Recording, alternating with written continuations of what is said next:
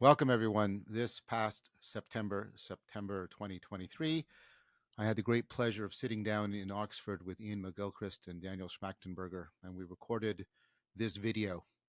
It's an intense and deep and exciting discussion in which we use our collective attention and whatever collective wisdom we were able to muster to try and address the question of the metacrisis that's facing us. This video has shown up on Daniel's channel and on Iain's channel, but I thought my audience should also have direct and specific access to it. It's a long video, but we're getting tremendous amount of positive feedback on how it's worth the time put into it. So I'm going to thank you ahead of time for your time and attention. So we're here today to discuss, I believe the title of this will be called something like the psychological drivers of the metacrisis and what possible responses might look like.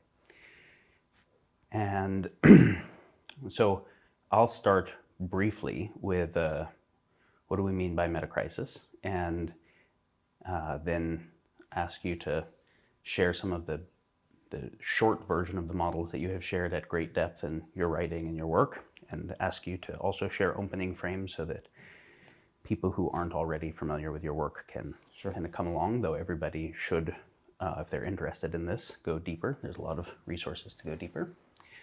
I'm also not assuming, since we all just know each other a tiny bit, enough to have a sense of shared interest, but not enough that we've already done this. This is extemporaneous, which is part of what makes it very interesting to me.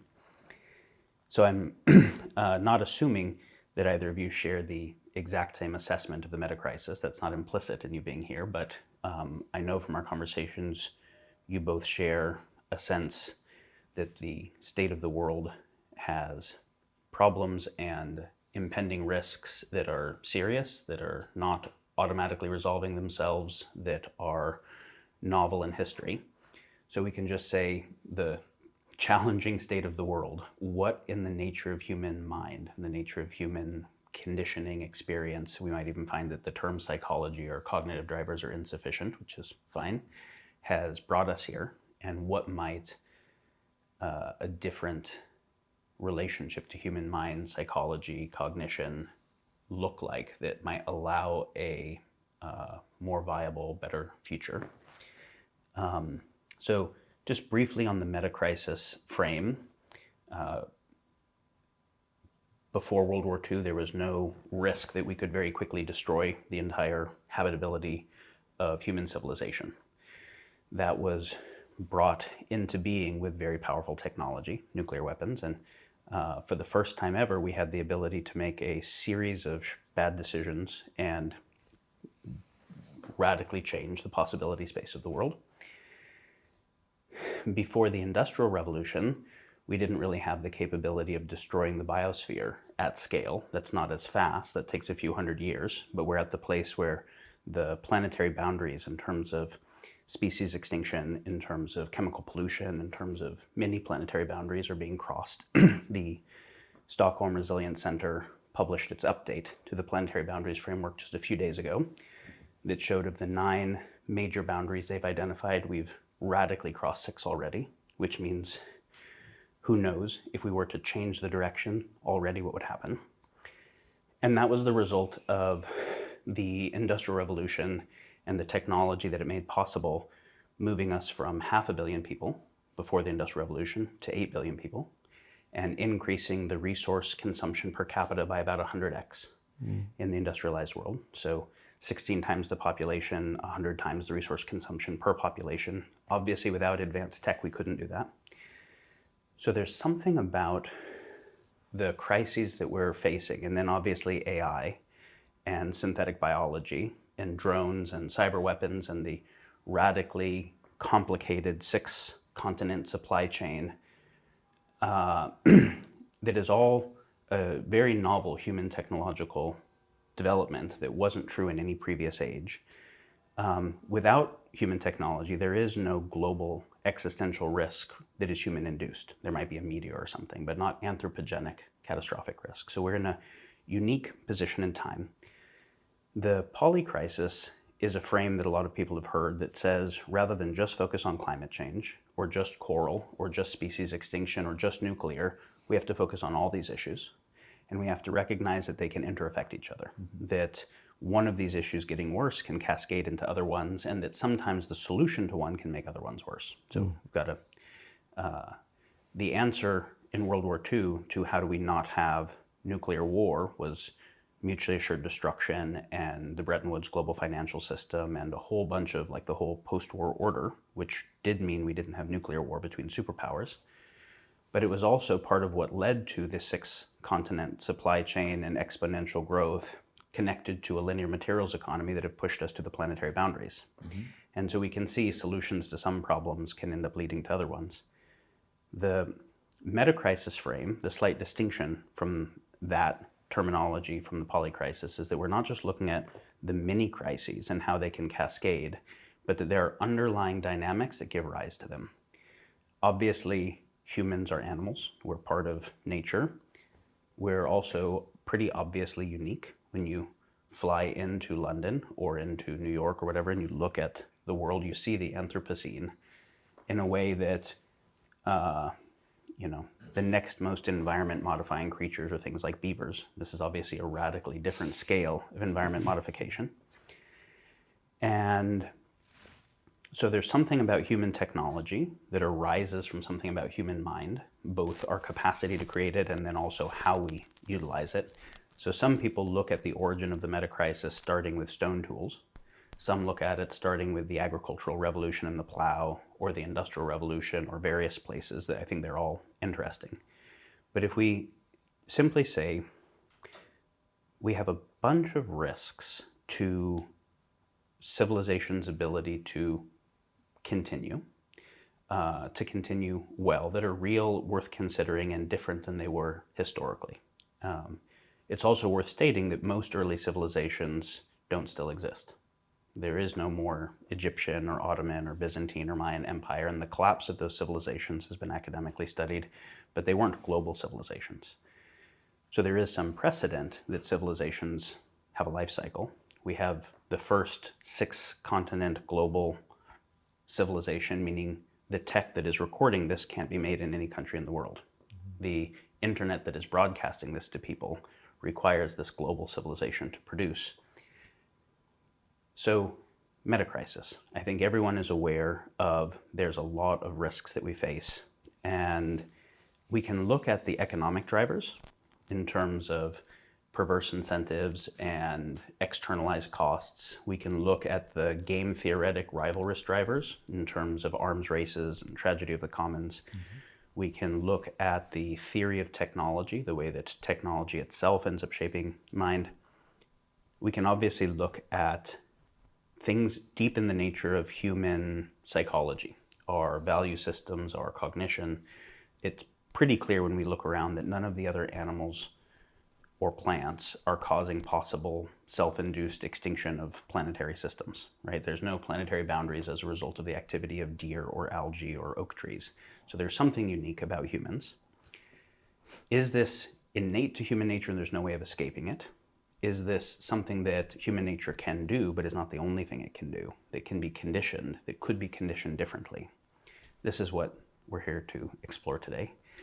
Iain, obviously, your book, The Master and His Emissary, kind of answers this question in a way, which is, though it's coming from a different angle, getting the master and emissary wrong could be said to be the cause of all the crises that we face, the situation we're in.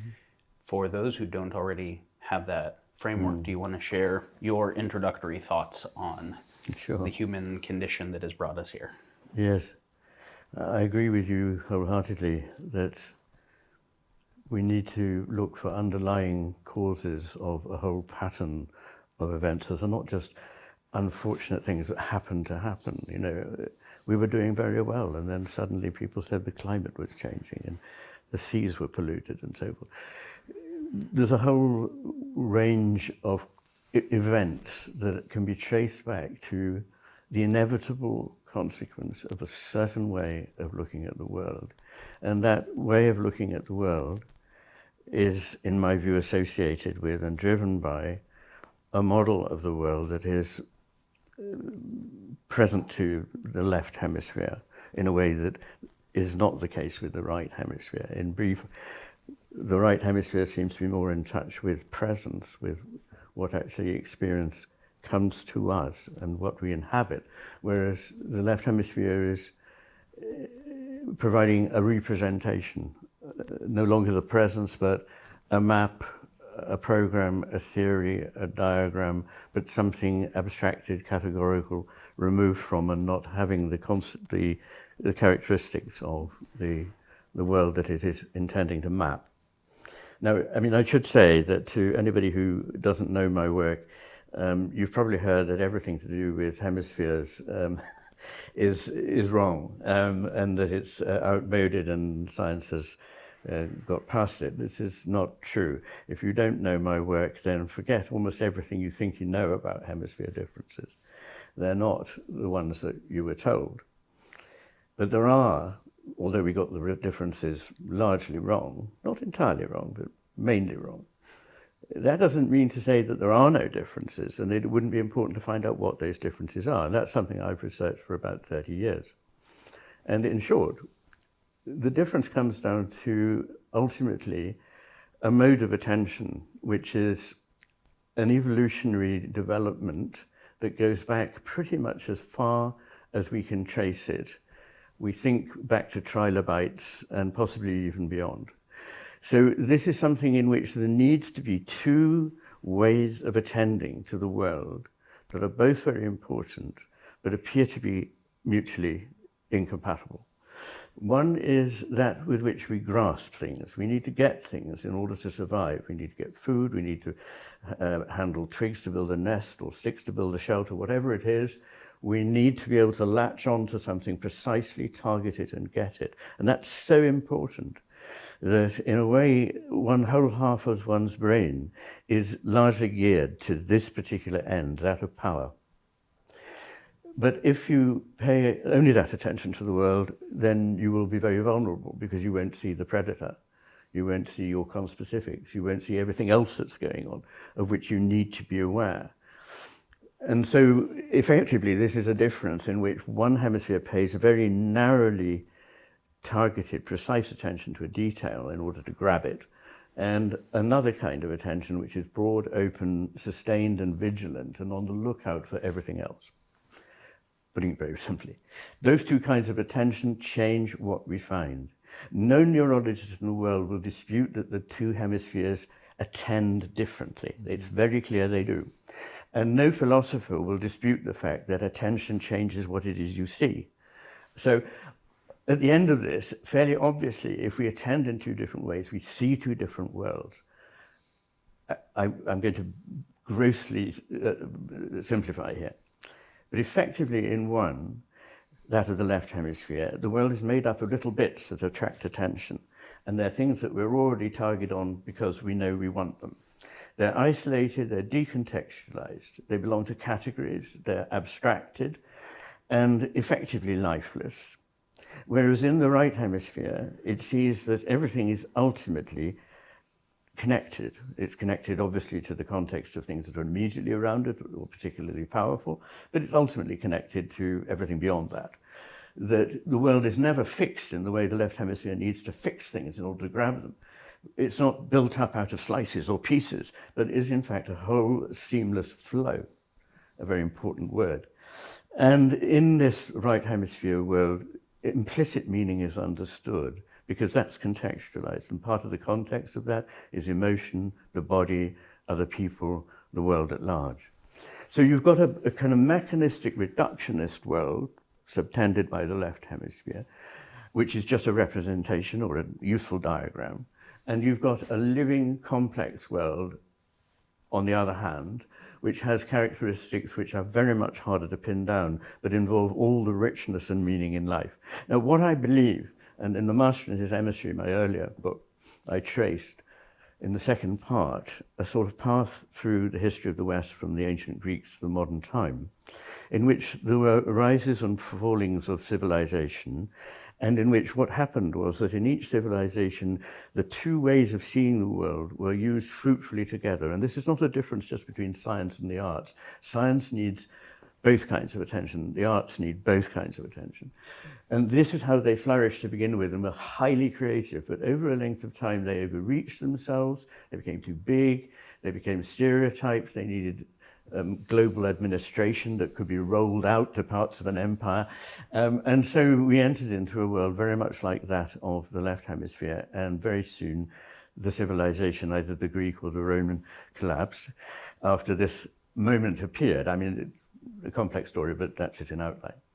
And I think that we're in a third wave of this, if you like, in the West, which began in the Renaissance with an incredible flourishing, almost unequaled anywhere in the world at any time, of everything, of interest in the sciences, in the heavens, in art, in sculpture, in music, in poetry.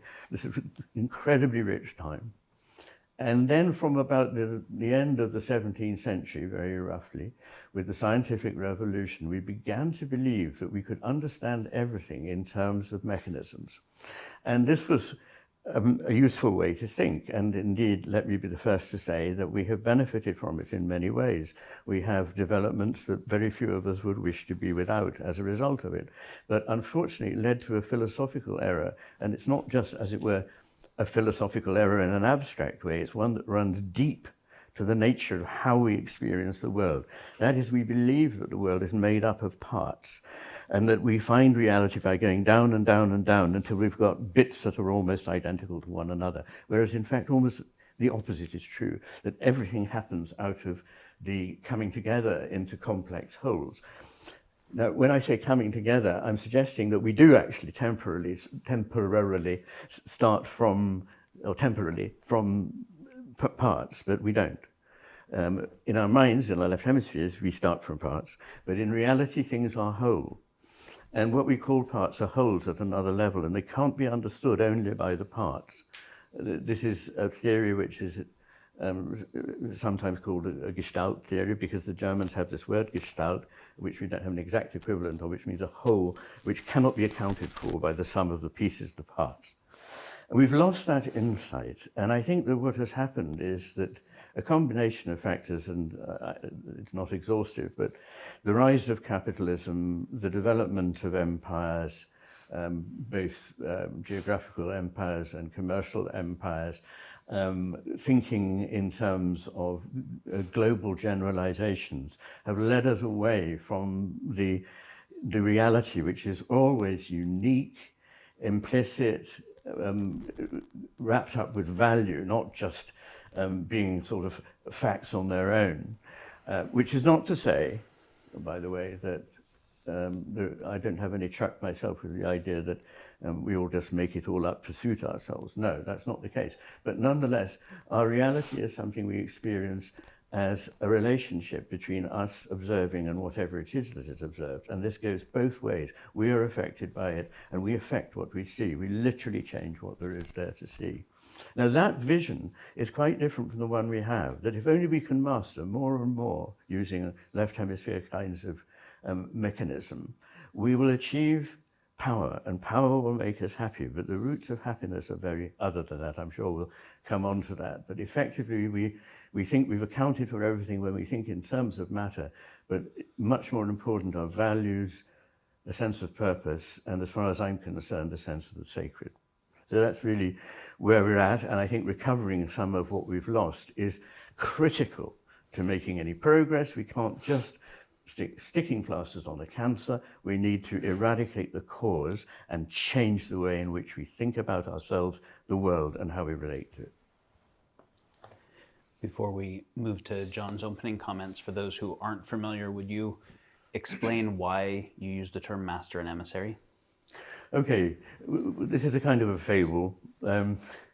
in which there is a wise spiritual master who looks after a small community so well that it flourishes and grows. After a while, he realizes he can't look after all the business of the community himself, not just because there's now too much of it, which is part of it, but also because if he's to maintain his overall vision and to see the whole, he mustn't get distracted by detailed bureaucratic concerns. So he appoints his brightest and best to be his emissary and go about and do the administrative stuff, a high-level assistant. And unfortunately, that assistant is hubristic, knowing much less than the master. He thinks he knows it all. And he thinks, in fact, of course, he is the real master. And because of his lack of knowledge of what it is he doesn't know, he, the master, and the civilization fall into ruins. And that obviously is an allegory which could be applied, I believe can be directly applied to the idea of the relationship between these hemispheres, because one of them actually sees much more, is wiser. I'm not just using figures of speech. We know, and in the book I demonstrate how we know, that the right hemisphere is not just more emotionally and socially intelligent, which many people might assume is the case, but also more cognitively intelligent. So that where we have some evidence about what has happened to somebody's IQ, we have measurements before and after, say, a stroke. Where there has been a significant drop in IQ, the insult is almost always in the right hemisphere. So it's very important that the right hemisphere should remain the position of the master. And as long as the emissary follows the direction of the master that sees more, it's very helpful and useful. It's a good servant but a very poor master.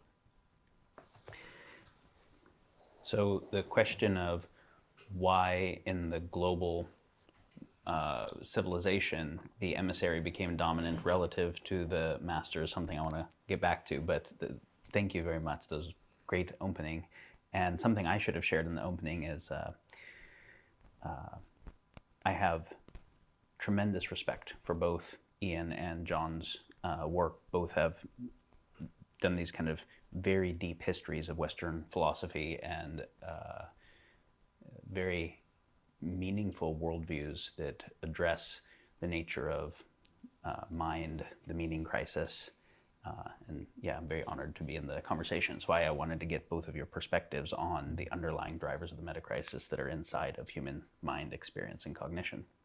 So, John, similarly, I would love to hear your opening thoughts. You've done very deep presentation of what you call the meaning crisis. Yeah, and what I'd like to do as well as I'm doing my presentation, I'd like to show some deep lines of convergence with Ian. Ian and I have spoken before, and we've often realized that there's a lot of convergence. And one of the things I'm hoping to do is in this with you, but for us to unpack that even more, because we had more limited conversations in the past. Yes. So I'm going to start, I will get back to the history in a minute. I want to start with the present. We're in the UK, 2019, a national survey, very comprehensive survey. 80% of people found that their lives are meaningless.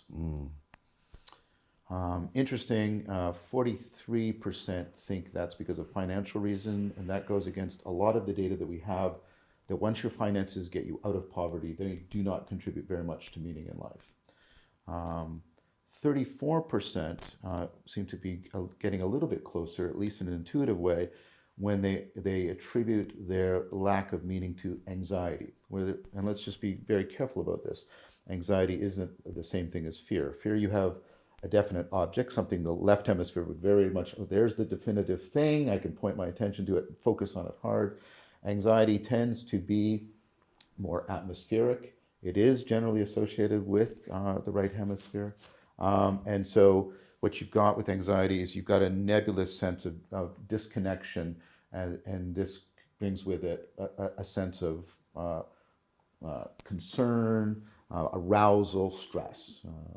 And of course, horror is exactly the aesthetic of when you feel like you're losing a grip on reality. So anxiety is on the same arc as horror. Most of our horror movies are not actually horror movies, they're just startle movies where something jumps out at you and scares you. But genuine horror movies, they give you a sense of what I'm talking about. No, anxiety is low-grade horror in that sense. So people are drifting along, and then what we can ask is, does that have significant consequences? And we know from the extensive literature on meaning in life, not meaning of life, which I'll make a distinction in a few minutes, meaning in life, or a related psychological literature, especially the work of Kelly Allen, the sense of belonging.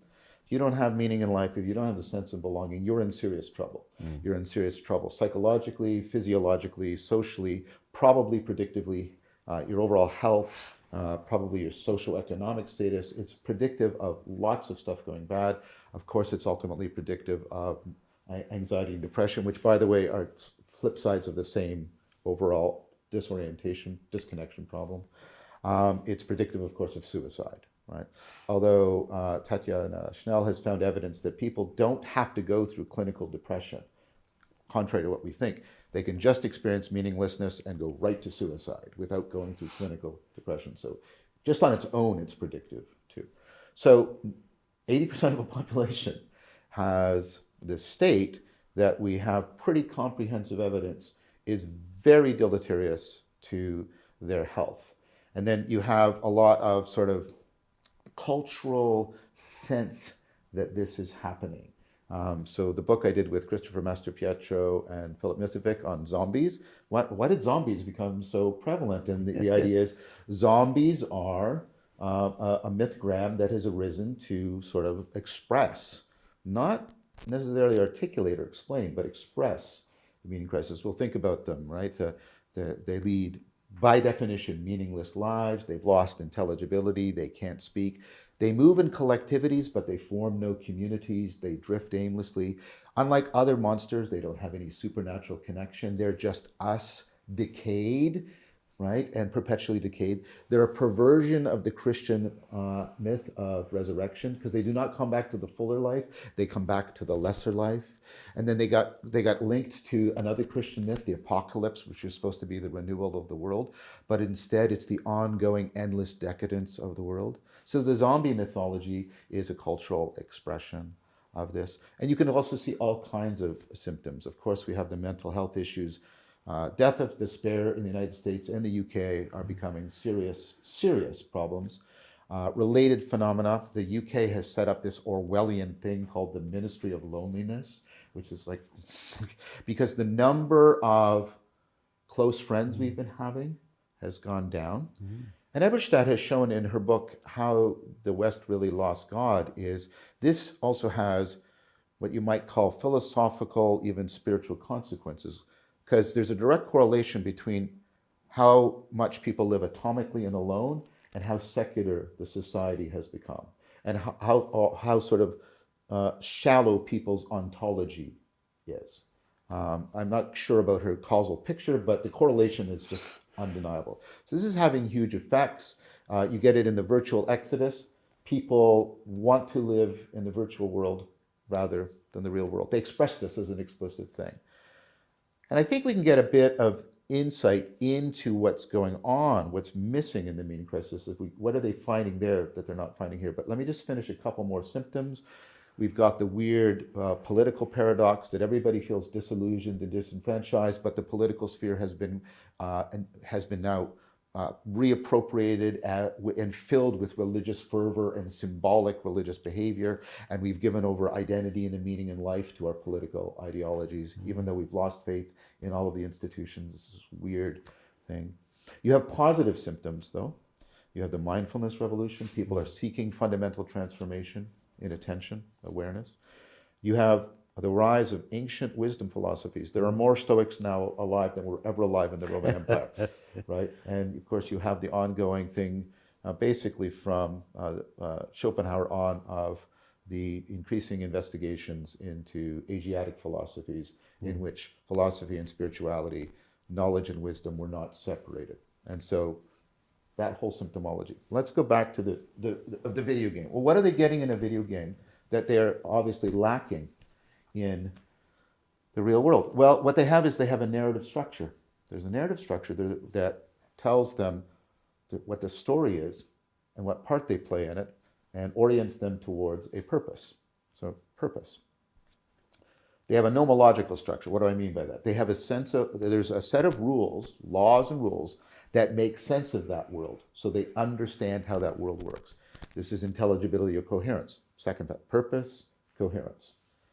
Third, what else is going on in there? Well, they have a normative structure. They know how to self-transcend. They can level up. There's a way in which self-transcendence is available to them. And fourth, they get into the flow state. They get into a state where they feel dynamically coupled and connected to their environment. Mm-hmm. So what do we have? These are the four factors of meaning in life. These are the things that you have when you have meaning in life. And contrary to what our culture says, purpose is one of them, but purpose is not the synonym for all of them, nor is it the most important of the dimensions. You need to have purpose, but it's not the same as meaning in life, nor is it, right, sufficient for meaning in life. The next, coherence. The world can't be absurd to people. Third, right, you need significance. What that means is you need something that gives you a normative staircase, something that gives you a way by which you can get in touch with the really real. We've got from the psychedelic Renaissance and the work in mystical experience, and I'm involved in that people seek out for its own sake this relationship with the really real, the more real. And once they get it, they are willing to change their whole lives so that they are in deeper contact with that really real. And Yaden has shown their lives actually by many objective measures get better.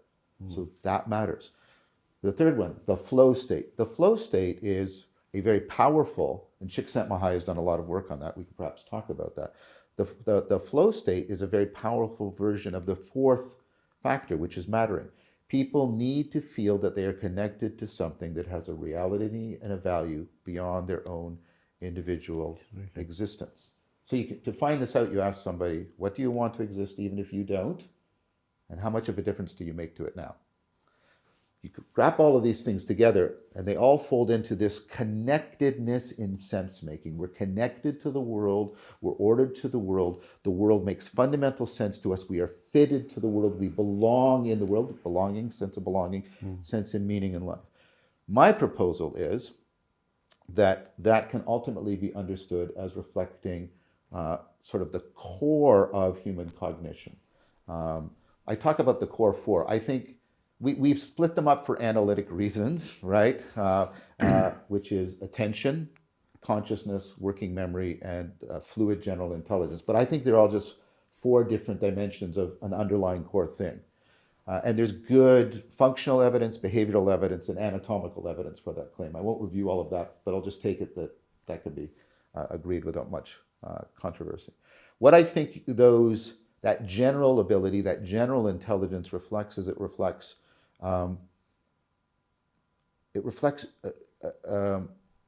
two meta problems that you have to solve whenever you're solving any problem you're trying to solve in the world. And I understand there's two kinds of problems. There's problems that are solved by having something, controlling it, and there are problems that are solved by becoming something, Fromm's distinction, which maps on a lot also to the left and right in many ways. And we'll get back to that.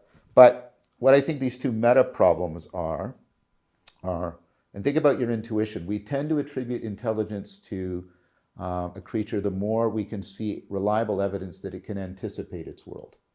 Because of course, now it's a prevention, right? The more you can anticipate the world, the more powerful your causal intervention. If I can avoid the tiger, that's way less costly than fighting the tiger, just to put, right? And so the thing is, as you push out sort of the light cone of your anticipation of the world, what you get is you get an explosion of the amount of information, all the possible alternative pathways to get into your goal. This just explodes in possibility. So even to take a very limited case, here's my initial state. I'm starting a game of chess. I'm trying to get to the end. All the number of alternative pathways outnumbers the number of atomic particles in the universe. And this is one of the core problems, going back to Newell and Simon, that is at the heart of the AGI project, right? And so this is what you can't do. You can't check all that information. Like, think about all the things I could pay attention to. It's overwhelming. Think about all the things I could remember. Think about all the different combinations of sequences of sounds and movements and it's exploding. And yet, what we're all doing is we're zeroing in on it right now. And what that means is it's not that you check everything. You can't.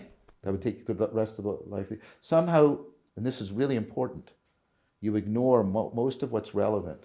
Sorry, you ignore most of what's irrelevant. You ignore it, and you zero in on what's relevant. Now that's not cold calculation, and this is where right. This is a matter of care. We're different from AGI still. Well, for how long is something we could potentially call? We care about the information rate processing. Computers don't. We care about whether or not it's true. Computers don't, right? So it's not just that relevance is not just, it's not just a calculation. It's a matter of caring. It's a matter of commitment, because whenever I'm doing this, I'm taking a chance. I have to commit to this, because when I'm paying attention to Ian, I'm not paying attention to what's behind me. There's a cost.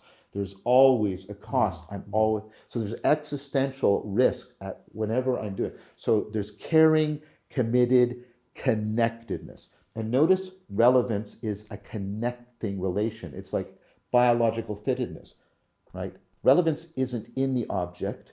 It isn't in the subject. Relevance is that which binds the subjective and the objective together. I call it transjective, right? And for the name for all of that I use is religio, the sense of binding that carries with it a sense of profound meaning. And I put it to you that when people have access to profound meaning in all of these dimensions, they get a sense of the sacred, an inexhaustible fount of intelligibility that is not just an intellectual affair, but this connected living affair. But here's the problem. The very processes that make you intelligently adaptive make you perpetually prone to self-deception. This is my reinterpretation of the first noble truth, right? Because the very process that gets me to be adaptive by focusing in and binding myself, and I mean this seriously. This is normative for me. I'm bound. This is what I should do. I should be paying attention to Ian. It means I'm ignoring so much. And very often what we ignore can turn out to be the relevant information that we actually need to solve whatever problem we're facing. So we are perpetually prone to self-deception. And I want to talk just a little bit about this is at multiple levels. But what that means is, and this is a trade-off relationship.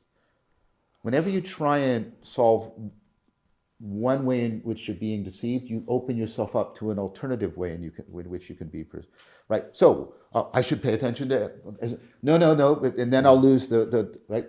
I'm always in a trade-off between what should I foreground, what should I background, right? And so it's this very complex process. It's very complex, it's very dynamic, it's co-created by the world and me, and also me and other people. Very complex, very dynamic, very adaptive, very prone to self-deceptive, self-destructive behavior, both individually and collectively. So cultures across the world have had to deal with this really tricky problem. How do we ameliorate the self-deception without undermining the adaptive connectedness? Because we can't just shut it off. And we have all these trade-offs. We can't just pursue simple panaceas that will just do this. So we have to get this complex, I call it an ecology of practices, practices that intervene in our cognition, our attention, our awareness in multiple places, checks and balances, very think about the Eightfold Path of Buddhism. It's this complex set of practices, and they're represented by a spoked wheel because they all interconnect and they're all self-organizing. And when you do that, you need to set that within a community that homes you, because you need people who have been practicing it, because this is not a matter just of theory, this is a matter of transformation. And they need to be able to guide you along the way. And then that community has to be set in a worldview that legitimates it. A worldview that legitimates it. So another way of understanding the meaning crisis is that unlike most cultures, we don't know where to go to cultivate wisdom. We don't know where to go to ameliorate that self-destructive behavior, foolishness. We don't know where to go to enhance the connectedness, the religio, so it gets us into deep connection. And we used to have a worldview that gave us both of that. This is how you connect deeper, and this is how you overcome your fallenness, if I'll use a metaphor, and that was the sacred. The sacred canopy, the religious frameworks, were the places that gave us worldviews, traditions, and ecologies of practices for addressing this. And because of the Protestant Reformation, the scientific revolution, actually I would even start it in medieval nominalism. Yes, I agree. Thank you. And a lot of things. And then this has just been put on methamphetamine, basically, since the advent of some of the hyper technologies. We are in a position where we don't have a sacred canopy. We don't have I ask my students, where do you go for information? They have their phones. Where do you go for science? They're sort of hesitant postmodern concerns, but I guess, I go to science for knowledge, right? That's originally what the word scientia actually just meant, was knowledge. Then I ask them where they go for wisdom, and they don't have an answer. And they know that without wisdom, meaning in life is tremendously at risk. There are so many things in that I would love to respond to, but perhaps Daniel, you would like to talk. Yeah, I think we get to play with relevance realization in real time, because I would like to go into zombies and video games and all kinds of things, but feeling into the highest useful, the question that's on my mind, I'd like to hear what's on yours, is, so thank you, and both having shared kind of opening frames. Two top questions for both of you is etiology. So how did we get here? How did we get to ubiquitous meaninglessness and nowhere to go for wisdom? How did we get to the master and the emissary backwards culturally? And what is the relationship between this interior psychological phenomena and the objective environmental catastrophes, nuclear risk, AI risk, economic issues that we have in the world? So how did we get here, and how does the interior and the exterior relate? What are the kind of causal dynamics, both directions? I would love to hear. Perhaps you won't mind if I don't immediately address those questions, because I think there were some more burning things that came up, and we can come to those as you've announced them, and we will come to them, I'm sure. One was a reflection on what you were saying at the end, John, about we can only attend to so much, we can only remember so much, and we will need to balance the benefits and risks of everything we do carry us. As Heidegger said, every revelation of truth is the hiding of something, and I think that is really important. And what this brings to mind for me is a couple of things. One is that filtering is creative. That, if you like, filtering of light is how we get coloured patterns, we get films and so forth. Life like a dome of many-coloured glass stains the white radiance of eternity, Shelley. So less is often more, and part of shaping an intelligence is knowing what to get rid of, because if you try to take too much, then it wouldn't benefit. The other thing about it is that it's not just a trade-off in the sense, well, we need a bit of this and we need a bit of that. That is kind of true. But everything contains within it, if viewed, in my mind anyway, if viewed as a whole, it has a relationship with its opposite. And it only exists because of there being an opposite. So it's like the two poles of a bar magnet. You can't have the north or the south because they coexist and co-create. And so what one is trying to do is, rather like in the magnet or in a taut string of a musical instrument or the taut string of a bow, is to hold two things together that both need to be held, not just go flabbily to a point in the middle, because then the string goes slack. And you've got no power for the arrow to fly or the note to take off from the lute. So I think that's something important that we ought to bear in mind, is this relationship between a thing and its opposite. It also, if I may say, because I was listening to your talk last night or the night before, to the Consilience Conference. Yes. And one of the things I think there was this idea that well, one of the, you made a lot of interesting points, but one of them was to do with I've forgotten it. What was The it? transjective relating the subjective and objective. Yeah, there's a bit of that. Well, there might have been something, and maybe because, let me try, and Yes. maybe this is wrong. One of the things I was trying to emphasize, and one of the things that a recovery of Neoplatonism, especially given Filler's work on it, can give us is a re-emphasis on the polarity rather than the poles. Yeah. And I was talking about this. I try to use the Greek word tonos rather Yes. than tension. I do too. Yeah, Yeah, because yeah. the English Yeah. word tension is almost purely negative Yes, now yeah, for us. yeah, that's right. Tonos, like Heraclitus, the tonos of the boat. tautness of the thing. Yeah. Right, and without the tautness, there is no energy. That's right. And whatever comes out of the tautness is orthogonal to the tautness. So the arrow flies off at right angles, the notes come out in a way. So it's a very important aspect of creativity. I just wanted to reflect on that. I wanted to comment very briefly on what you said about anxiety in the hemispheres. Yeah. I don't think anxiety and depression, in my experience, are just parts of the same thing. I think they can coexist, but they're not the same thing at all, and they don't need to coexist. Anxiety, I think, is not lateralized. So I think there is anxiety created by the left and by the right hemisphere, and each of them holds it. Depression is a complex one, and I don't want to go into it in any detail, but some depressions seem to me to be due to an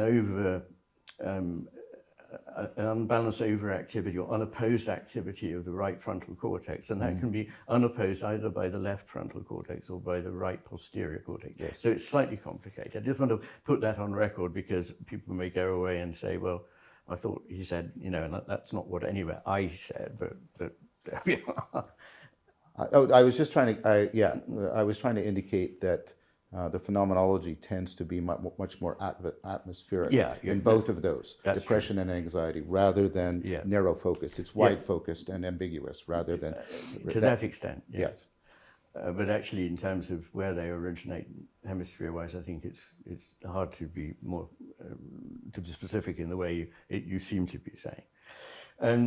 And then there are just a couple of other things that I want to pick up, because we don't have to exhaust them, can't exhaust them now, but we would want to sort of perhaps come to them. One is about purpose and its nature, and the other is about values and meaning. So I agree with you that meaning and purpose are not the same thing, but it's very important to make a distinction that will be familiar to all three of us, but may not be in the minds of some people watching or listening. And that is the difference between what I call extrinsic purpose and intrinsic purpose. An example of extrinsic purpose is a photocopier. Its purpose is it was created to copy a sheet of paper and make another image. But there are other things that the purpose doesn't lie outside itself, but in itself. They are in themselves purposeful. Actually, I believe that prayer is of this kind. It's in itself valuable, not because it produces a result, but also very obviously things like music and dance are not pointless, but they're not validated by a purpose that comes out, we have better health or anything. No, they have value in themselves. Sure. And the last thing I just wanted to raise, so that when we're going forward we can come back to and reference these things, is that very often people, I mean, you said that we need meaning and we need to be directed. And I believe that values are things that draw us from in front rather than push us from behind. And purpose also beckons to us from in front and draws us forward.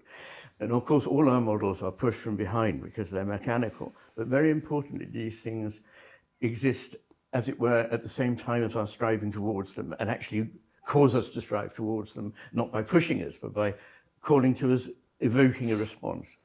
And that we ought to be careful not to think that because of a frailty of the human spirit, we must find meaning in a basically meaningless cosmos. We must paint values on the walls of ourselves. I know you're not saying this, I'm not, but I just thought it would be worth clarifying. Yes. We don't have to sort of cheer ourselves up by painting pretty pictures on the walls of our hermetically sealed cell. I reject that completely, and I imagine you do too. Yeah. Indeed, we are contacting something which is real, and I actually think that those values and purpose are essential to the cosmos. They're not things we made up. So I don't want to exclude Daniel from the conversation, but I feel called to respond, but I want to make a place for you.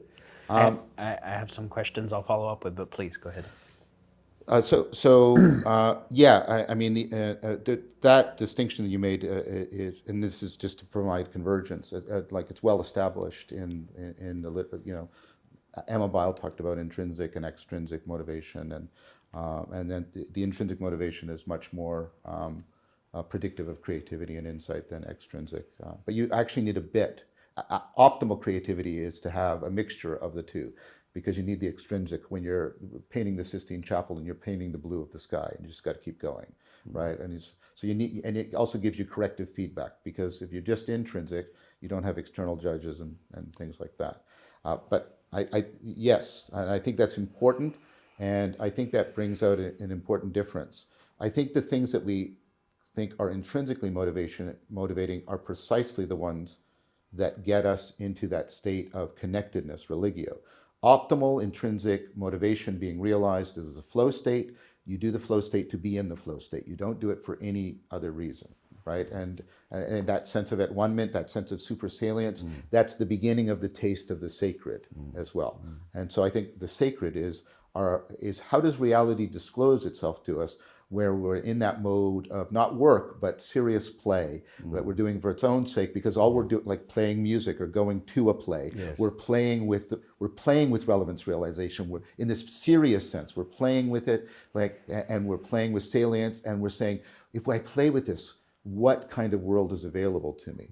And I agree. I think, especially given the work of L.A. Paul and Agnes Callard and aspiration, that we need to bring back the aspirational dimension, that we are bound, right? And we have to bind ourselves to the future in the right way. And what's come out of this, and it allows me to make another point, and I know we have different language about this, but I think we converge. It's interesting. It's part of what's come out of, the way to do this is to quickly describe an experiment. Okay, so you go into a bunch of academics, and you give them all the evidence, all the arguments that they should start saving for retirement right now. Take any challenges, any questions. You come back in 6 months, none of them are saving. And that has to do with what's called hyperbolic discounting, and the way our evolutionary machinery makes distant things in the distance much less salient to us than current. That's why you procrastinate. It's why you eat the chocolate cake when you're trying to lose weight, right? And it's very adaptive, because you don't have that. You're just overwhelmed by possibilities, right? But now you come back to them and you say, okay, what I want you to do is I want you to practice this every day. Notice it's a practice, not just a belief. I want you to practice every day. I want you to practice like imagining, and we should talk about two kinds of imagination at some point, but I want you to imagine your future self as a beloved family member that you've always cared for, and you need to continue caring for them. And you have a lot of compassion and love for them. And I want you to do that every day. And you come back in 6 months and you find two things. Now they're saving. And the ones that do the practice more regularly and more vividly imagine it, save more. Do you see what this is showing? That the imaginal augmentation of the aspiration to do something actually is a constitutive part of being rational. Descartes reduced logos, sense-making rationality, to computation. And we lost the fact, no. If I'm actually going, and this is Agnes Callard's argument, if I'm trying to become more rational, that's an aspirational project. That's me trying to become somebody other than whom I am. I have to bind myself to my future self. This is religio again. I have to get religio with my future self. And that's not something that I can do just inferentially. I have to do this using imagination. I have to use this with connect. So I agree with you profoundly that even the attempts to be more rational require an aspiration. So aspiration and rationality have to be rebound together. Yeah. One thing I'd want to push back on, but just because I know you've got, I'm hesitant around the word value, because the notion of value comes up basically in the Enlightenment, and it's part of the is-ought distinction and things like that. Okay, do you want to challenge that? Because you don't have this notion sort of predating The idea that that value is. I think we're talking about terminology. Okay. But it would be hard to say that Plato had no allegiance to the values of beauty, goodness, and truth. I don't call those values. Well, you can call them what you like, John, but let's not. No. What I mean is our logic relationship. shop and use different words, but you know what I mean by values. I do and I don't, and this is. But I want to do what you did with one of my terms. I think most people don't hear. See, Plato doesn't think we value them. Plato thinks we love the transcendentals, right? And value is a statement of choice and preference. This is how Locke introduces it and you can actually see him change from we are called by the world to we choose, and he introduces the notion there. And when I want to say that is because I want to make the argument again, and this is part of the overall, that love is not a purely subjective matter either. Love is not a feeling, love is not an emotion, right? When I love somebody, that can make me happy, it can make me, I miss my partner right now because I love her so deeply. It can make me angry, frustrated, joy. Love isn't an emotion, it's a way of binding myself to another person. And I think when most people hear the word value, because of its Enlightenment history, they hear choice and preference and what they want. And I don't think, if we think we can choose the true and the good and the beautiful. Okay, it's a clarification that's worth making. Yes, we don't understand that we don't choose them, we are called by them. And we are called by them to aspire. Now, I understand you're not using the word that way, but I think most people, when they hear value, are using it that way. Well, thanks for clarifying that. Yeah, that's not what I was meaning. No. Yes. And there's an important relationship between love and value. Both Pascal and Shayla said that you can't actually value something until you love it. And most people would think you don't love it until you know how to value it. But it's an interesting alternative way of thinking. Anyway. Well, but I would say that, but what I want to bring in that people don't usually hear when they hear value is like Murdoch's point. Like in the sovereignty of the good, right? Love is the painful recognition that something other than yourself is real. There's a connectedness to realness that's important if you're actually loving something. Absolutely. Yes. Well, perhaps we should go to love already, but it's a huge topic. I mean, and I don't want to lose whatever it was Daniel was going to say. But I think this was valuable because I think we took a lot of sort of the common language of modernity and even of postmodernity, subjectivity, objectivity, all this stuff, and we've sort of put pressure on it and shown that the presupposition that this is just the natural way thought unfolds needs to be challenged. No.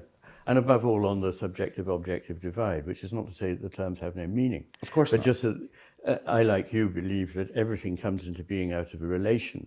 It is never just that or just in here, but it is the coming together, an encounter, in fact, which is the root cause of our experience and of our love and our valuing, actually. But anyway,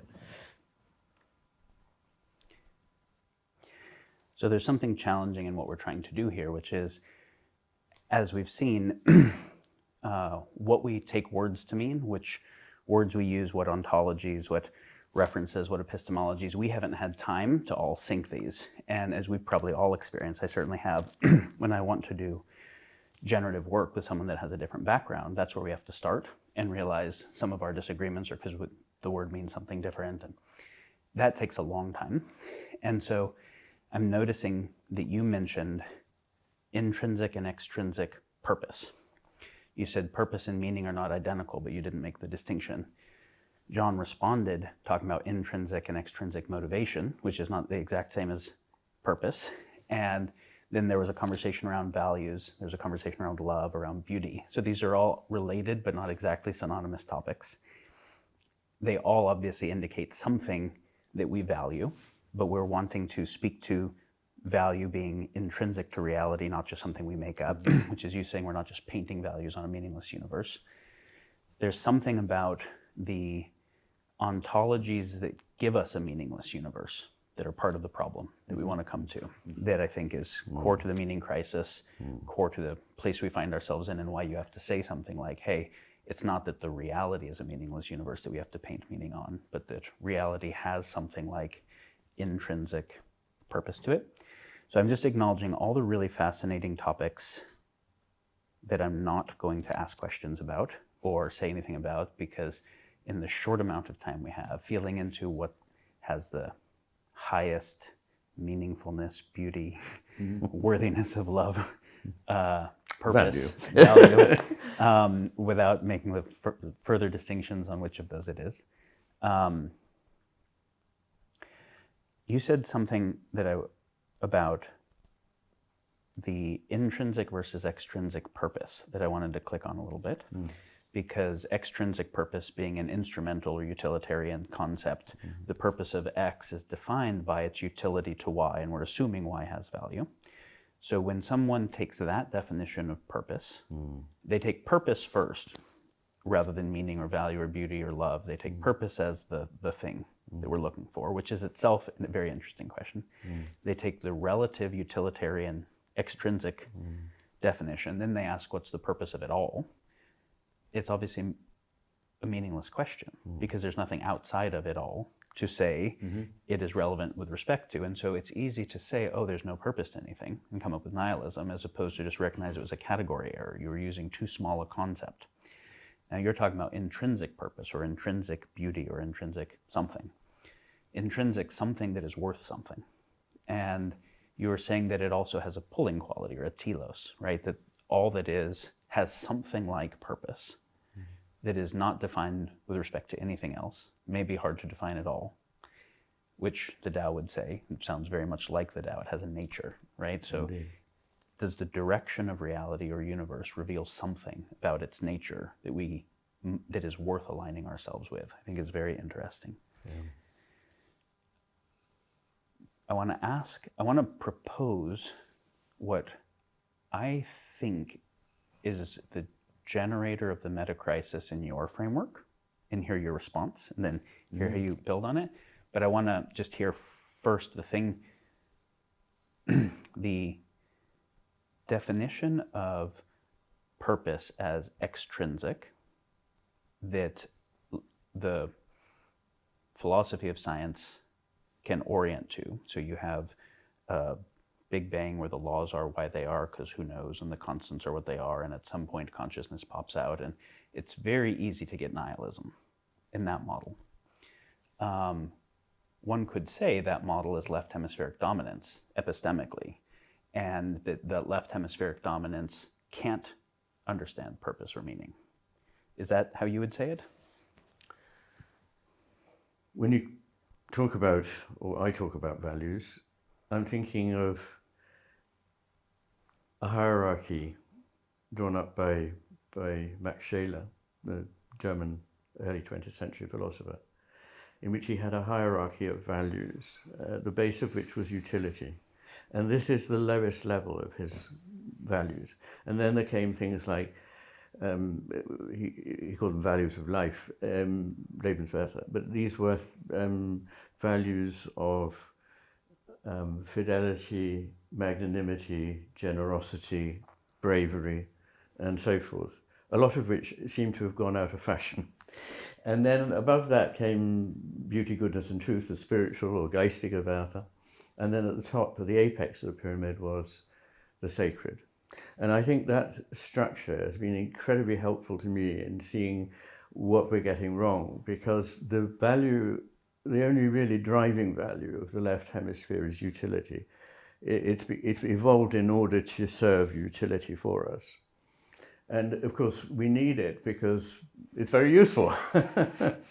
But we mustn't think that this answers our questions, or this sort of level of value is going to give us the fulfillment that is promised to us by our culture, which is all about acquisition and greed and competition, typical values of the left hemisphere. So when we come to talk about purpose and its relationship with meaning, what I would say is, first of all, to make the distinction which we've made, but it's the distinction between Cars's finite games and infinite games. Finite games have a purpose, and when you've achieved it, the game is over. Infinite games are things that have the value in being performed at all and therefore eternally have that value. We've got locked into the type of belief that everything is a finite game, which it very clearly can't be. And the things that give us meaning, I think, are, for very obvious reasons, not specifiable as extrinsic goals. We should try and do this and make that and so on.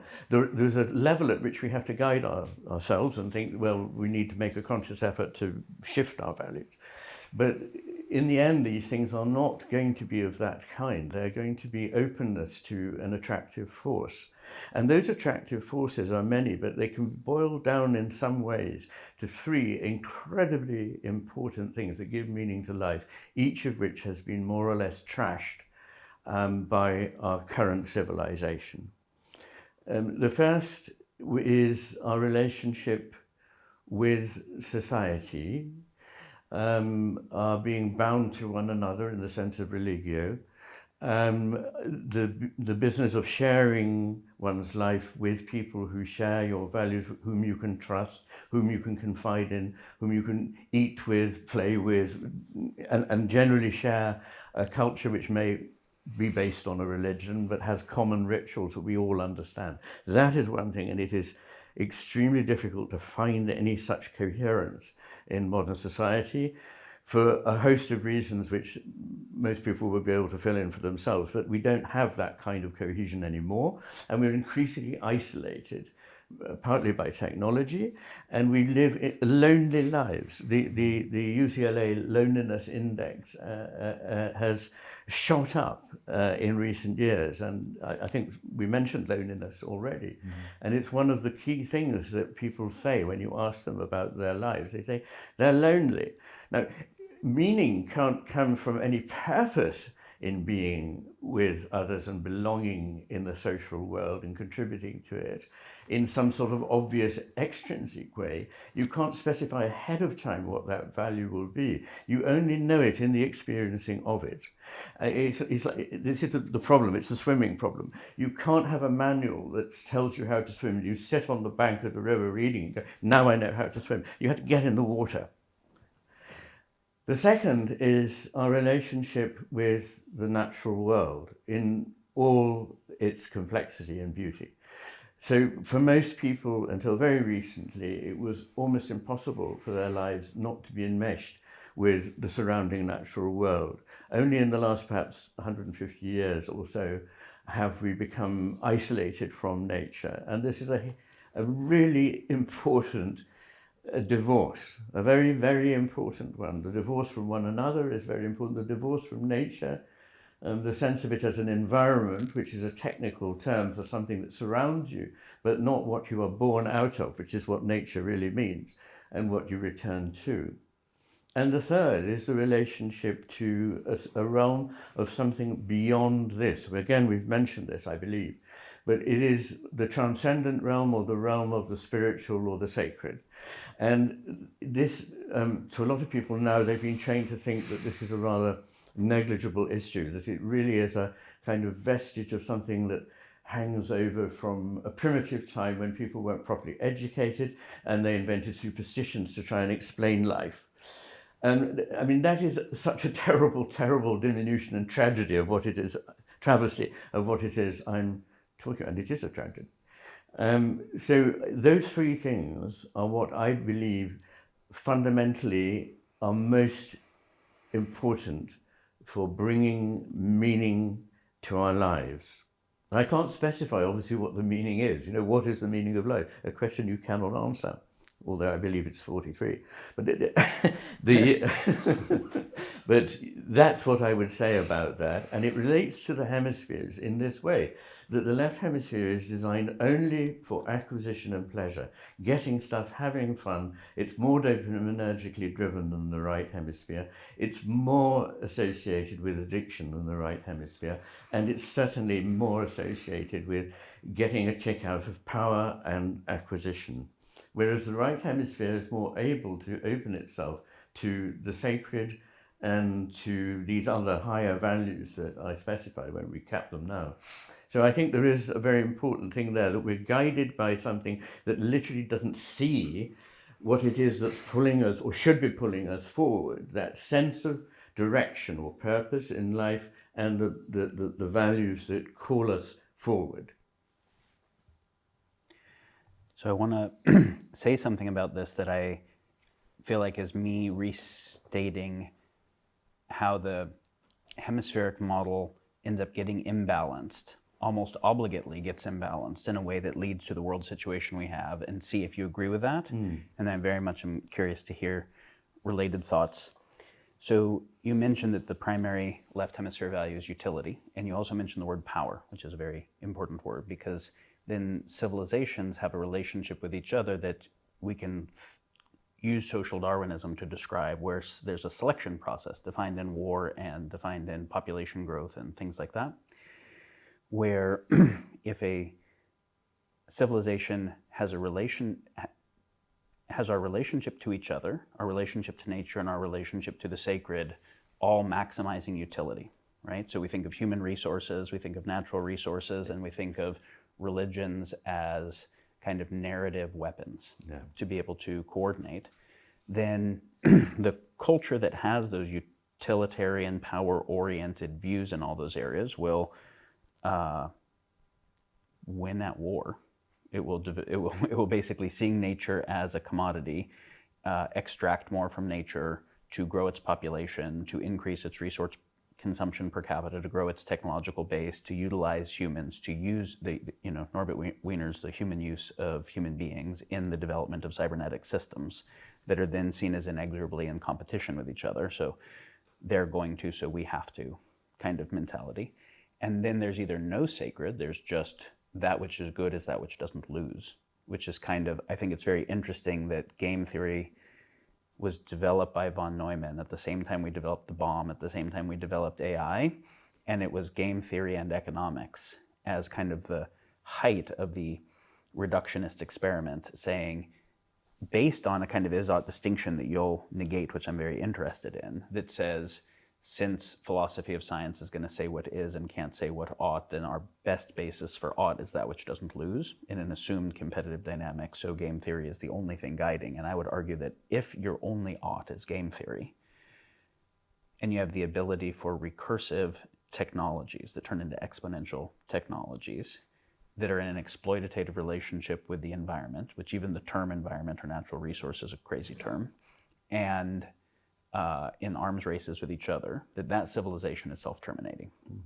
But it's also it's easy to see how it won, right? How it emerged that way, because any civilization that oriented itself that way a little bit more was going to grow its population more, was going to advance its tech, was going to win wars, and then other ones kind of had to do similarly. So what the values or the sense of sacred or the connection to nature or each other that the Native Americans had before colonizers went there didn't matter that much if their weaponry and technology and whatever was not going to compete. So the left hemisphere might be less intelligent in some very important ways, because wisdom, I've never actually heard anyone give a good definition of wisdom that doesn't involve restraint. It always ends up involving restraint and binding in some ways. But the utility emphasis of the left hemisphere is very good at game theory. And then it creates almost an obligate trajectory. And then nobody wants climate change, but nobody can stop it. Nobody wants species extinction. Nobody wants desertification, but nobody can stop it. The overall topological features defining our world, nobody wants. But the game theoretic relationship between we can't price carbon properly because if the Chinese don't, they'll economically beat us, therefore we have to externalize the cost. That game theoretic relationship creates a topology that is actually driving us in a self-terminating direction, and nobody's steering, because there is no sacred. We're very good at solving problems and not very good at defining, is this the right problem to solve, right? Is this the right goal to achieve?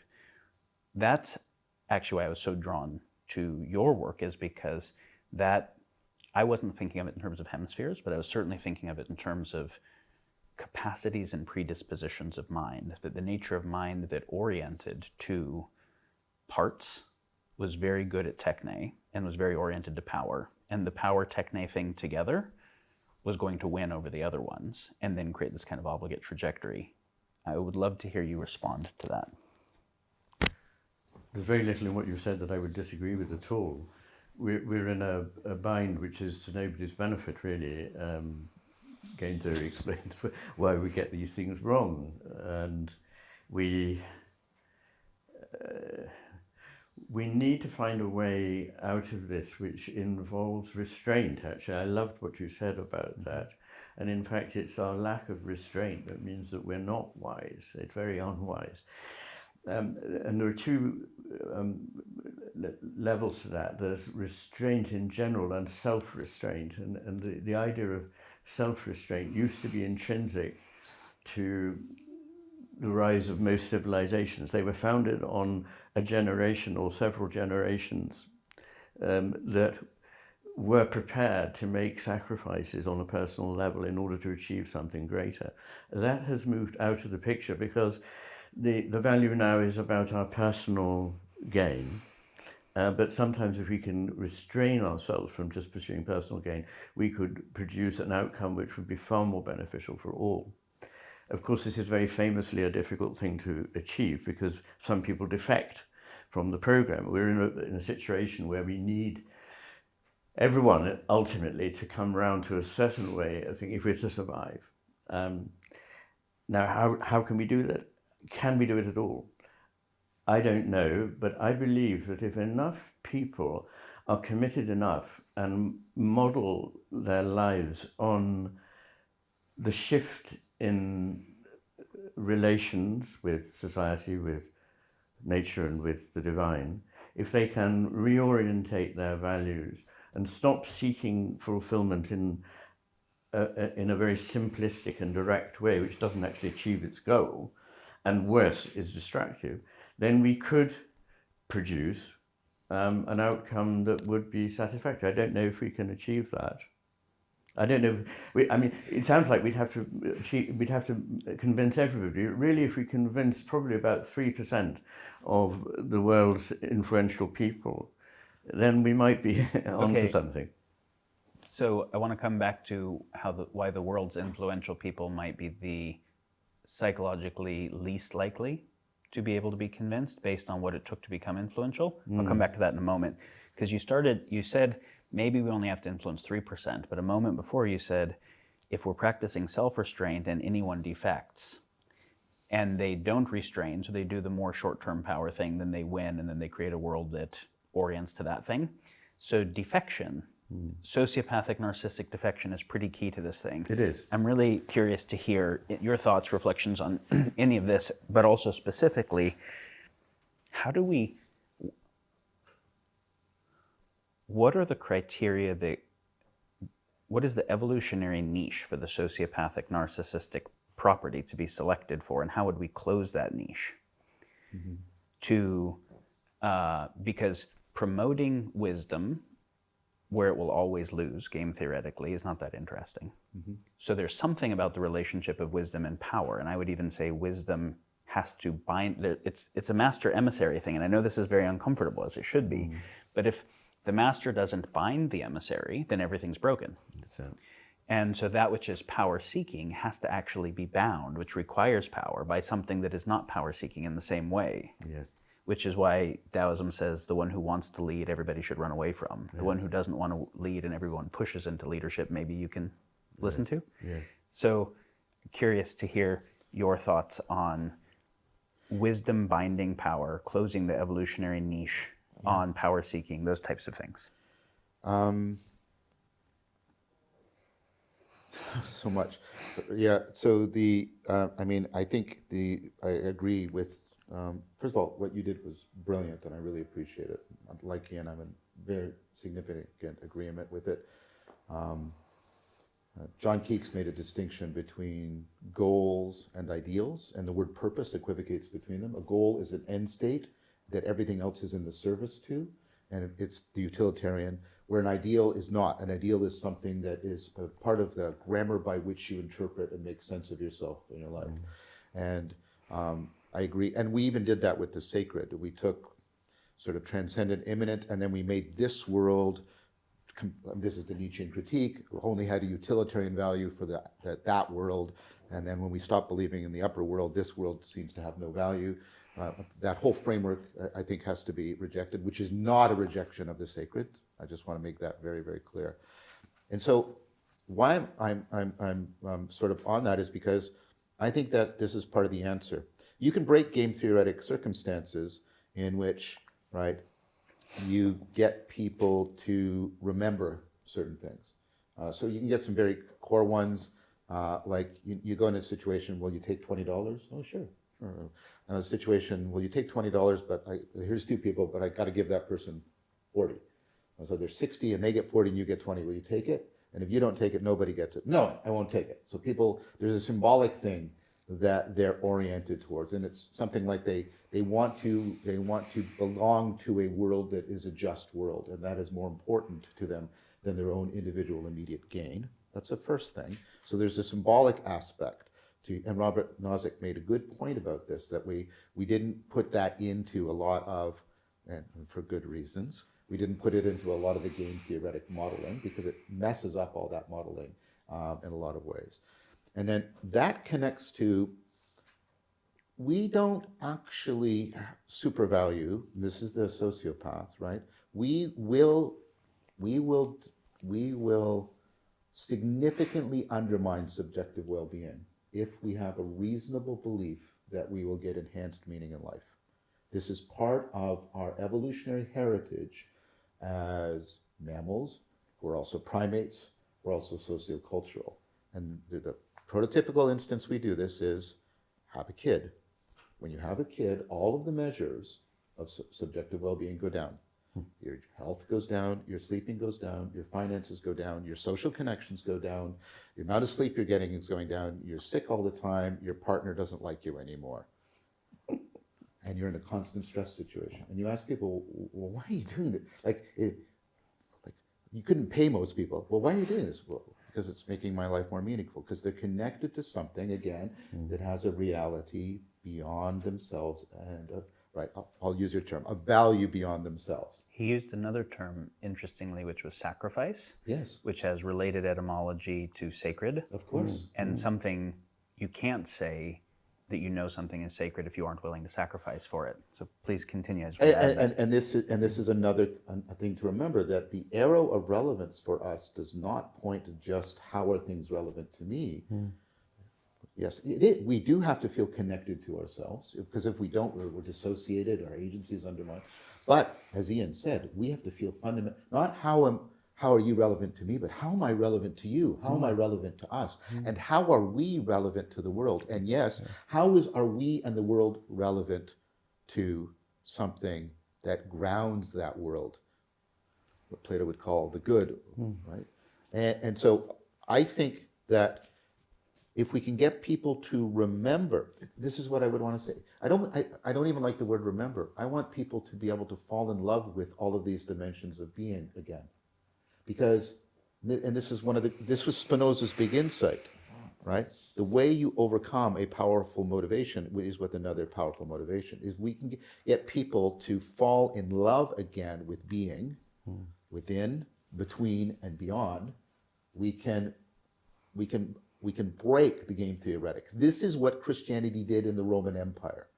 Christianity went out and it didn't, unlike Stoicism that tried, I'm not saying we shouldn't try and get the government, but that tried, right? And it had some success too. But Christianity went and said, there's a new way for you to love yourself. You are not the non-person the Roman Empire says you are. Here is a new way. Agape is a way in which you can love yourself. And it's not a hedonistic, egocentric power love. Here's how we can love each other. And here's how we can love God. And it captured the world. And it captured a world that was one of the epitomes of a world driven by power, competition, the lust for glory. So we have historical examples of, if you give people, if you can get them out of meaning starvation, so they're not in a scarcity mentality. When you're in a scarcity mentality, you drop into left hemispheric, I think Ian's right about that, is short-term, utilitarian, right? What do I need? What, right? Because this is emergency mode. But if you can get people out of a scarcity mentality and get them to fall in love with being again, connectedness to themselves and others, then you can call them to something that gets them to remember that they actually do value, I'm trying to use your language, right? Connectedness more than success. I really like the must fall in love with. I want to play with the scarcity thing for a minute, because the people that are pursuing power the most are not in any actual economic scarcity, though they are in the perceived relative scarcity relative to the next guy competing with them. Sure. And there are plenty of people who, under scarcity, share more. Yes. I've always found fascinating that when there's a disaster, either the best or the worst of people can come out. Yes. And so scarcity can go either way, and abundance can go either way. So there's something about what is sacred that is actually deeper than, that even under scarcity can have someone sacrifice, and that even under abundance can still have someone totally self-centered. Yes, but I did want, when I was using scarcity, I was talking about meaning scarcity. Yes. Not economic. That's the distinction. And one of the things that happens, for example, as people go up, this is an experiment, as people go up a corporate structure, and corporate structures tend to favor people who have sociopathic tendencies. What you also see is a measurable decrease in the ability of them to take the perspective of other individuals. Yeah. The ability to take the perspective of other individuals is strongly predictive of how many deep connections you can form in your life. So they are actually suffering a very profound kind of scarcity as they go up. They're if you'll allow me to coin it, they're suffering connectedness scarcity in a profound way. And what I've been fascinated with is the number, and I'm sure this is happening to both of you, the number of people who are in these positions and positions of power who have reached out to me and said, like, I feel disconnected, and there's that element of almost of horror and absurdity. I feel disconnected, and I want to be, and I don't, and the people I talk to in Silicon Valley, I don't want my kids to go through this. I don't want my kids to go. And this is what I mean. There is alternative motivations to, and I think they have also an evolutionary provenance to the game theoretic motivations. And I don't think the game theoretic motivations are metaphysically necessary. I think there are other ones that have an equal power to motive, and because we have historical evidence, we have current evidence that we can tap into those. But I think there's two poles to this. For us to fall in love with being again, that's the agent pole. But the world as an arena in which we can act, it has to be sacred to us. Sacred is how the world is to us when we are falling in love with it. Okay, I want to go into sacred. I want to say something about what you said. You said that as people move up in positions, as we look at places where power is concentrated and we move up the power hierarchy, there are exceptions to this, but it is generally the case that the people who are at the top of the power hierarchies are people who are both attracted to and good at power games. Yes. And there are certain other things that are attendant and deficient that tends to go along with that. And power, whether it's economic, social, or political, follows a power law distribution. Yeah. So one of the things I find very interesting is that I think there's a mistake that a lot of sociology makes where we look at certain human traits like rationality or empathy or whatever on a Gaussian distribution, and then say humanity is the result of this, where realistically the actual power influencing things says that a tiny percentage of people that are 3 standard deviations psychologically different than almost everyone have most of the determining power. And then they create conditioning environments that everyone else is conditioned by. I think that's really important. Hyper agency. I have found that like we had a term psychopathy and then sociopathy, and now it's ASD in the DSM, antisocial personality disorder, that there are types of people there that have higher and lower ability to take others' perspectives. And so there are people who have sociopathy or whatever you want to call it that have lower ability to take other people's perspectives, but there are ones that have higher cognitive empathy but lower embodied empathy. Yes. And the higher cognitive empathy means I know how to play you. I know how to say what you want to hear and virtue signal. Good point. And it's a very important point from a hemisphere point of view, because that cognitive empathy is more based on the left frontal cortex. It's the simulation of real empathy. Yes, exactly. Yeah.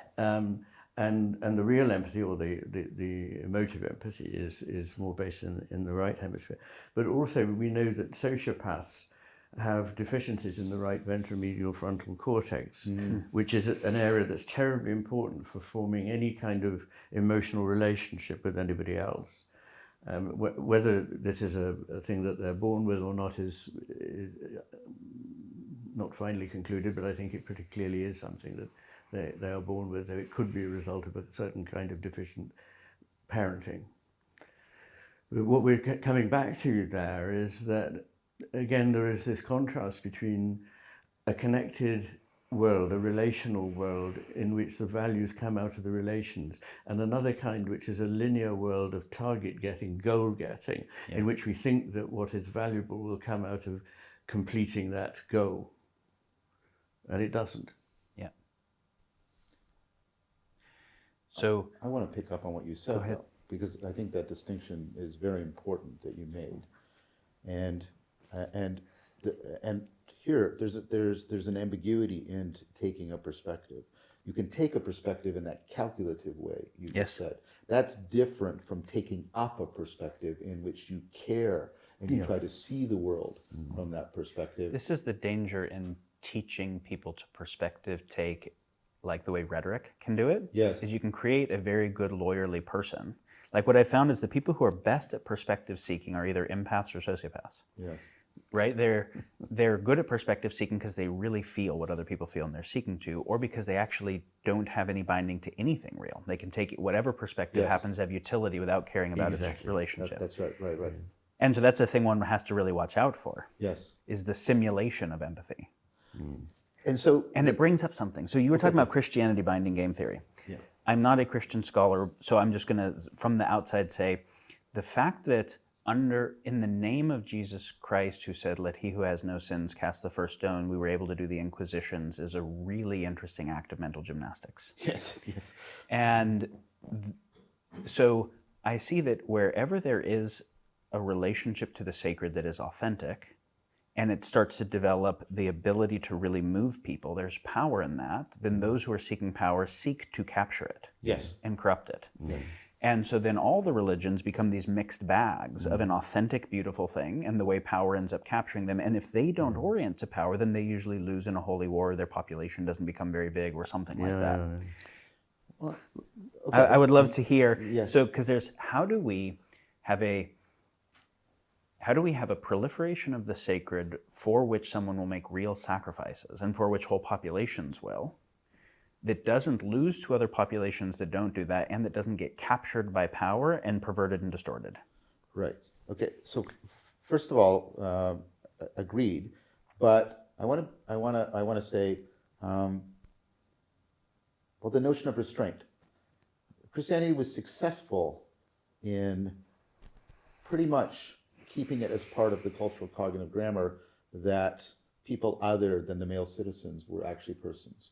It was successful at turning infanticide into an accepted practice into something we find horrific.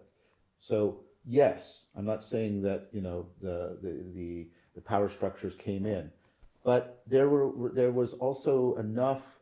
I mean, we are running on the fumes of the Christian sacred canopy, and it's been what has been still keeping some restraints on this otherwise Wallachian machine that's running. And what I'm trying to say is, I want to give us a sense of hope about this, that it's not the sacred emerges and then it gets consumed. The sacred emerges. There is the pushback. There's the reframing. There's the power consumption, but some of the underlying cultural cognitive grammar has been fundamentally changed. We haven't gone back to the Bronze Age. We're still post-axial. We haven't gone back to the pre-Christian age. That's not what happened. And so I'm saying, I'm not denying that, right? I'm not denying that there's the threat.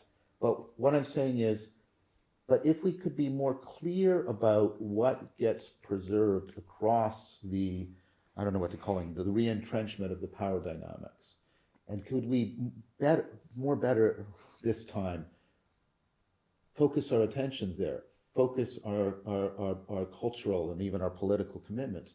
We could perhaps do it better this time. I mean, I think we must. This is exactly brings up a question I wanted to ask you. Is in the parable that you told of the master and the emissary, I might argue that the responsibility for the failure of that civilization or tribe, or whatever you want to call it, was the masters, not the emissaries. Because the master obviously misassessed. The master would probably have agreed with you. Yes. And so rather than say the master was wise and the emissary wasn't, so he did a Dunning-Kruger thing and messed it all up, the master was missing a certain kind of wisdom in his assessment of the actual realistic capabilities of the emissary. There was some stuff in his noticing the whole that he wasn't noticing that was really critical for him to ultimately still hold responsibility. So there's an uptick in the master capability that could have kept that relationship right. Yes. So there's something about needing to be power literate to be able to keep power from corrupting a relationship with the sacred. I mean, rather than say that the master was deficient in some way, one would say that there was an important relationship here which required a certain degree of vulnerability. So the master couldn't remain invulnerable because he realized that he needed to not concern himself with certain things if things were to survive. So there isn't a squeaky clean answer to this. He had, in a way, to trust. In some ways, it's very like the story of God and Satan, that Satan was Lucifer, the light bringer, the brightest of the angels, God's right hand. And because of his power hungriness and his envy of God, everything fell to ruin. But the end of that story isn't ruin, because Christianity, again, I'm becoming more and more convinced during our conversation, if nothing else comes out of it, how very, very important the sort of overarching effect of a religion such as Christianity is for the survival of a civilization. I mean, I've always felt that, but I see it more and more in what we're talking about. But what you adverted to earlier was the necessary sort of supervision. And that is a difficult balancing act, as it is for the master and the emissary. And there's another fable which I tell at the beginning of part 3 of the Matter with Things, which is an Onondaga legend. They're an Iroquois people. And they have the story of how, because creation was waning, there were these two brothers who were sent to sort of regenerate the power of the universe. And these brothers are not equal. Like the master and the emissary. One of them is wise, and he is called the one that holds the earth with both hands. The other is called hard as ice, the flint. And his value is that he's got a tool that his father gave him, which is speech, and the other is an arrow with which he can shoot. Now this is an extraordinary, just starting there, division between, as it were, the right hemisphere and the left hemisphere. But the story gets better and better as it goes on. I can't tell the whole thing, but those who are interested in the recording on YouTube of me reading the introduction of this chapter in which we tell the story. But effectively what the good brother realizes is the bad brother tries to imitate the good brother because he's envious of him. He sees the good brother creating all kinds of wonderful things, birds and beasts and flowers, and he tries to create, and he produces only thorns and flies and bats. And there's a sort of sense that he is dangerous left to himself. But he must also not come too close to the good brother, because the good brother needs to preserve a degree of his independence without which he is no longer himself. So they can't fuse, but one needs to be subservient to the other. The one needs to have power over the other. But that is not something that can ever be secured 100%. Right. So you could never have the situation where the one that is wise has that power, because one of the terms on which wisdom exists is that it sees beyond power. Now, I know that you've made a very good point that there needs to be a certain degree of sort of watchfulness and power awareness. I agree about that. But quite how this is managed in a way that doesn't actually vitiate the whole business of wisdom, because in most cultures, wisdom is associated with, well, in Chinese, with wu wei, within action. You know, the master does nothing, but nothing is left undone. These remarkable and beautiful sayings of the Taoist literature. So we have to somehow find a way of making that work. And I don't know what your ideas about how that could be made to work are.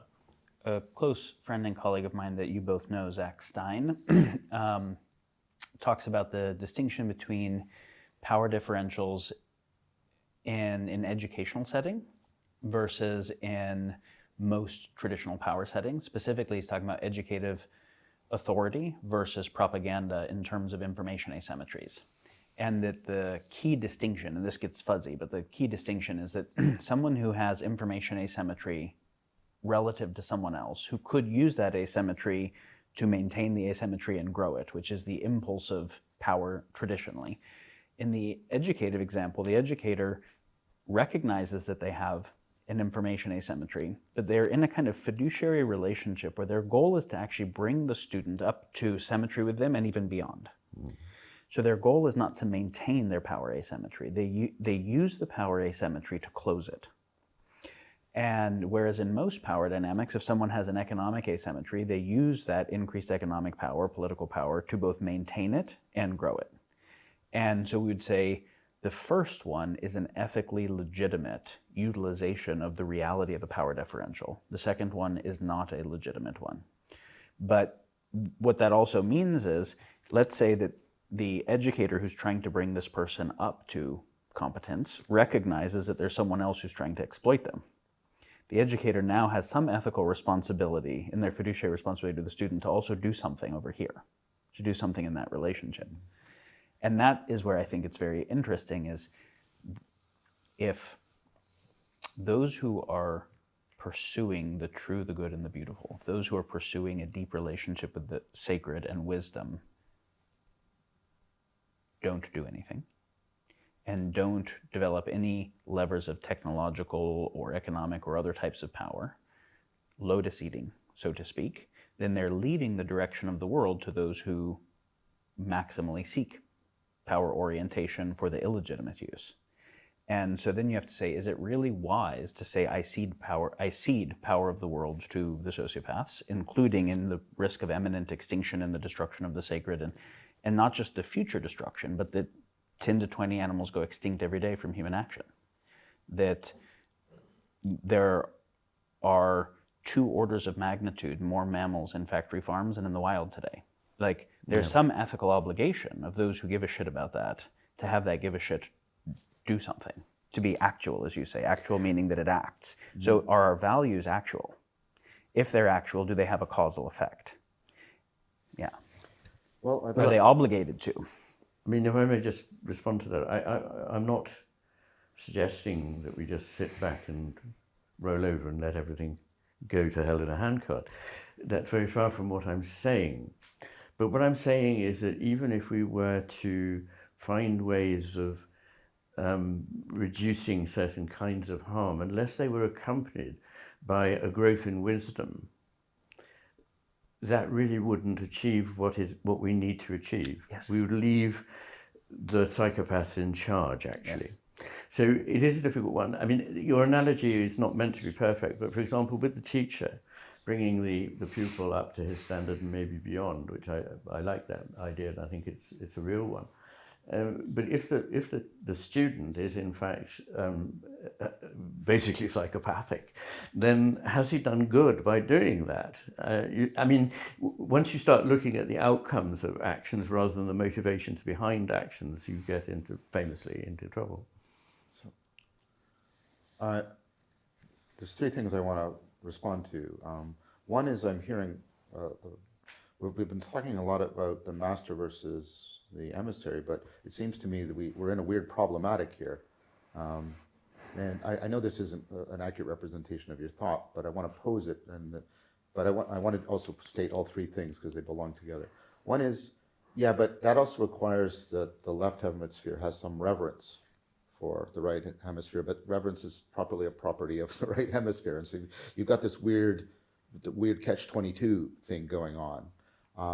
And then I think part of how we have done this, and this is why bringing up the educator is important, is we've done this by saying, oh, but there's another variable in here, which is there's not only individual cognition, there's the collective intelligence of distributed cognition.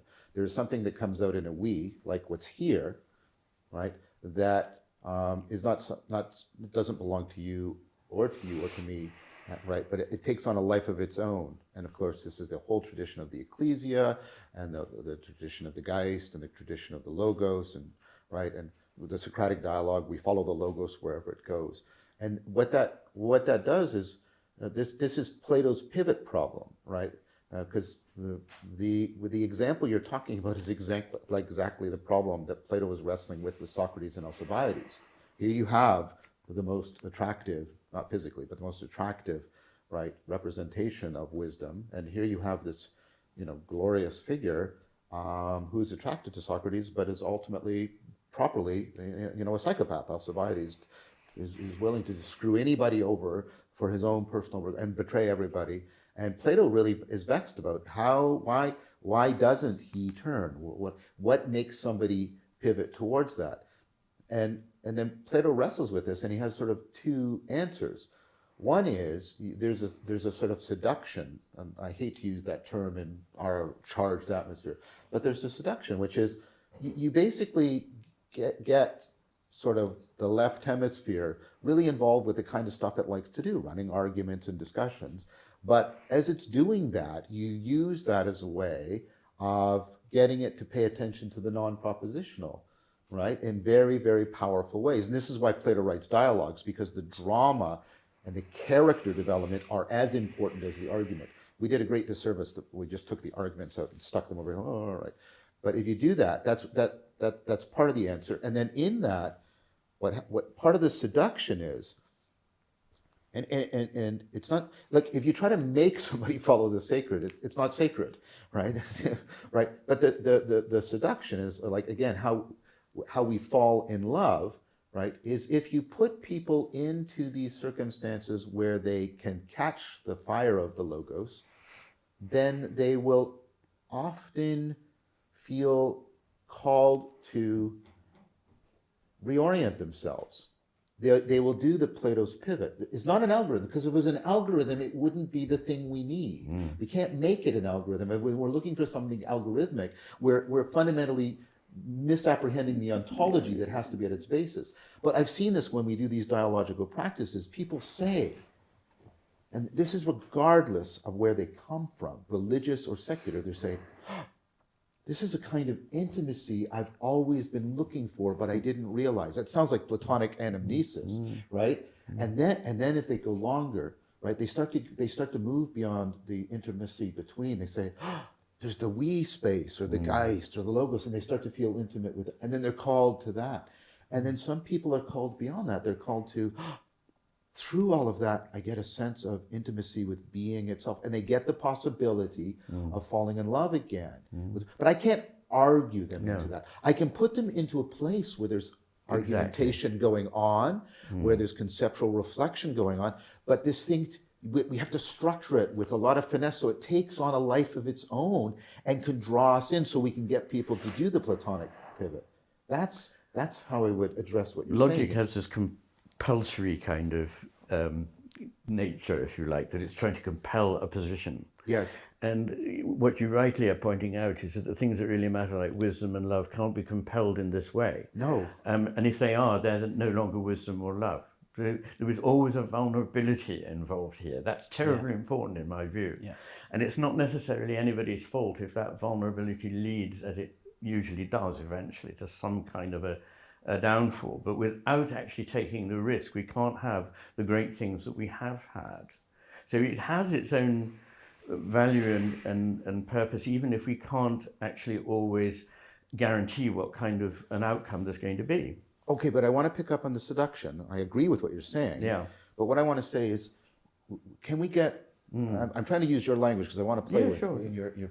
can we get the left hemisphere involved with speech and logic? And it likes to play this. This is what happened. But it gets drawn. It gets drawn into something that it is beyond itself. It does, and that takes me back to a point you made early on, that how can it ever be that the right hemisphere and the left hemisphere have that right relationship? Yes. Because the left hemisphere has this intrinsic loss of reverence or whatever. Yes. But I don't think that's necessarily the case, because I think the problem comes when we give too much power to the emissary in that myth.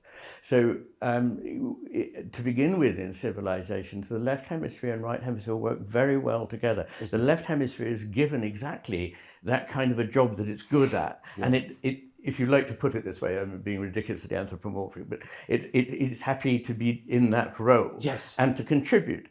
But the problem comes when we start to lose. I'm going to come back to this thing about the value difference between the right and left hemisphere, because I think it's absolutely essential to the situation we're in. It's our complete loss of orientation towards the right values.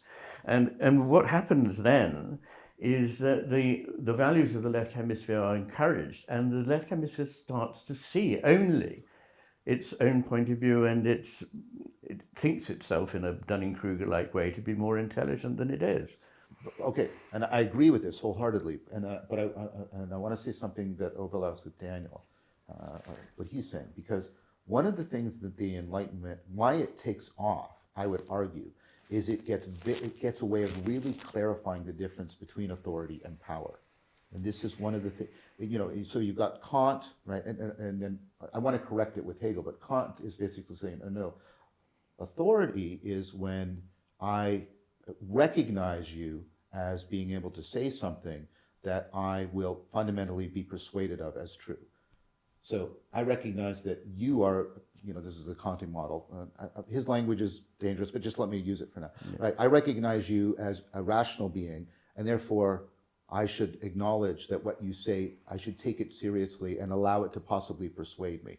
And then when I do something because you have persuaded me, I do it because I have recognized you and you have recognized me. And then Hegel said, but this reciprocal recognition, which is what you get in the student and the teacher that you don't get because the master slave, this is Hegel, you don't have reciprocal recognition, right? But and importantly, that is not the relationship between the hemispheres. I talk about that. Exactly, and this is exactly. So one of the things why the Enlightenment takes off is because it brought this tremendous liberating clarification about wait, we want all the governance, even my self-governance, to be based on authority, which is based on reciprocal recognition. And Hegel says not only moment to moment, but all of the people before you and all the people that are going to come after you, the biggest possible distributed cognition machine you have. You want to be like listening to them, and you want to be trying to get the future to listen to you, and you get this tremendous model of authority. And I think that was tremendously liberating. Now, and then what I see happening is that some of the things that came along with that is how the right hemisphere started to cede power or not realize that power is getting ceded. Because once you give, right, this priority to this, right, then you start to give it's very easy to get into the idea, but all that the reasoning is, all that the rationality is, it's not a way of being, it's just a way of calculating. Hobbes proposes this, right? So, right, the Enlightenment gives us something that is tremendously of value, and I don't think we want to go back to and give that back again. We don't want to go back to master slave. No. Right, and so we have to get to that point where no, reason isn't about calculation. It's about being with each other in a way that we are reciprocally responsible to each other. So we are governed by authority rather than by power. And that's how I'm trying to answer you, that is possible for us. There was two things in the Enlightenment that got inappropriately bound together. I think the very legitimate understanding of the difference between authority and power, and then the illegitimate reduction of rationality, not as a way of being with each other, but as a way of calculating each other's behavior.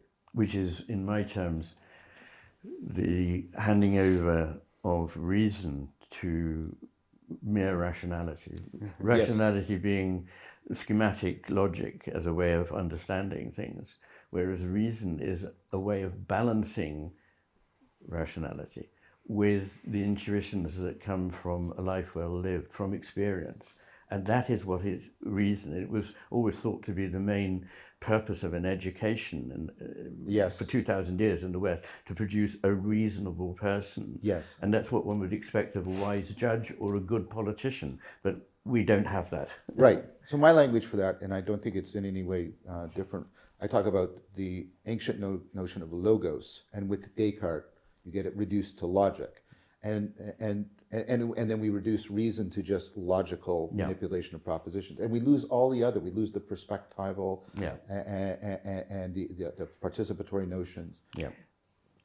So you said something at the beginning I want to come back to, which is how can the left brain have reverence for the right if it doesn't have reverence as a capability? Yeah.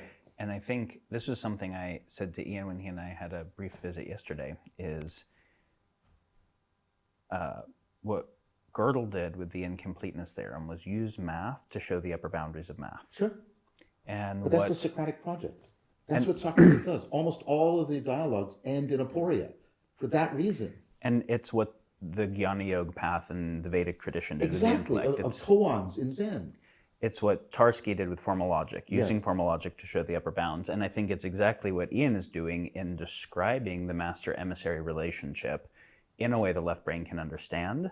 Because, you know, I was saying earlier, wouldn't the master be the more responsible party? I think they're both responsible, right? And so there is a reverence the left hemisphere has to have for the right. There is a recognition of the developmental maturity, capacity, and relationship with the environment the right needs to have, right? And we're, of course, using left and right hemisphere within the individual to also represent forces in the world, distribution of people and like that. And I think the very best thing that the parts-based, one of the best things the parts-based mind can do is recognize its own upper boundaries being insufficient to what is actually worth caring about, in which case it has its own kind of transcendence, right? It has its own recognition of something beyond itself worth listening to. So again, evolutionary provenance for this, right? I think one way I would say of Ian's historiography is, right, the what should be properly opponent processing, and I'll explain what I mean by that, has become adversarial processing. And this is also the problem at the level of our distributed cognition. If you look throughout our biology, you have opponent processing going on. Opponent processing is when you have two systems that have complementary biases, and then you lock them together so that each is the best corrector of the other. So, non-controversial example is the autonomic nervous system. You have the sympathetic system biased in one way. It views everything as a threat and opportunity. The parasympathetic is everything is right. And they're like this. And so your level of arousal is constantly evolving. And there doesn't have to be any king or emperor over this because it is a self-correcting system. Your attentional system, the task focus, the default, you're constantly moving between focusing your attention and varying it, opponent processing between foregrounding and backgrounding, and I can go on and on. Why does nature keep coming to this? Because it is how you solve the no free lunch theorem. Every heuristic has a complementary bias. This is a mathematical theorem and a proof. But, and this is one of the things I put in my original 2012 paper, but if you put two complementary heuristics together, they can toggle between each other and you don't fall prey to the no free lunch. You can escape the trap that you have to constantly fall into the bias from your heuristic. Nature figured this out.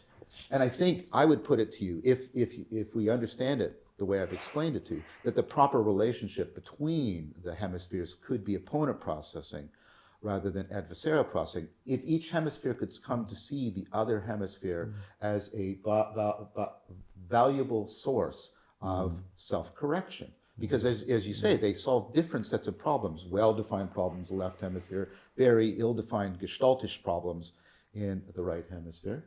But this is also something not at the individual level. Democracy requires this commitment, which is not game theoretic, but it has evolutionary provenance. You are the best possible entity for me overcoming my self-deceptive bias, because you have alternative biases. and I am the best for you. And if we both commit to the Geist, the Logos between us, we can get the best self-correcting system, which is what democracy is supposed to be, but not just for individual cognition. It's supposed to be for cognition, distributed cognition. But again, I'm trying to offer you, the theme you have that I keep wanting to answer is there's evolutionary providence for the alternatives that are being discussed here that can be tapped into. Did that land for you? Yes, I want to propose something in relationship to this and hear both your thoughts. One very simple way I would sometimes describe the generator of the Metacrisis is that humans have radically beyond evolutionary capability via technology development and still using relatively close to evolutionary motivations.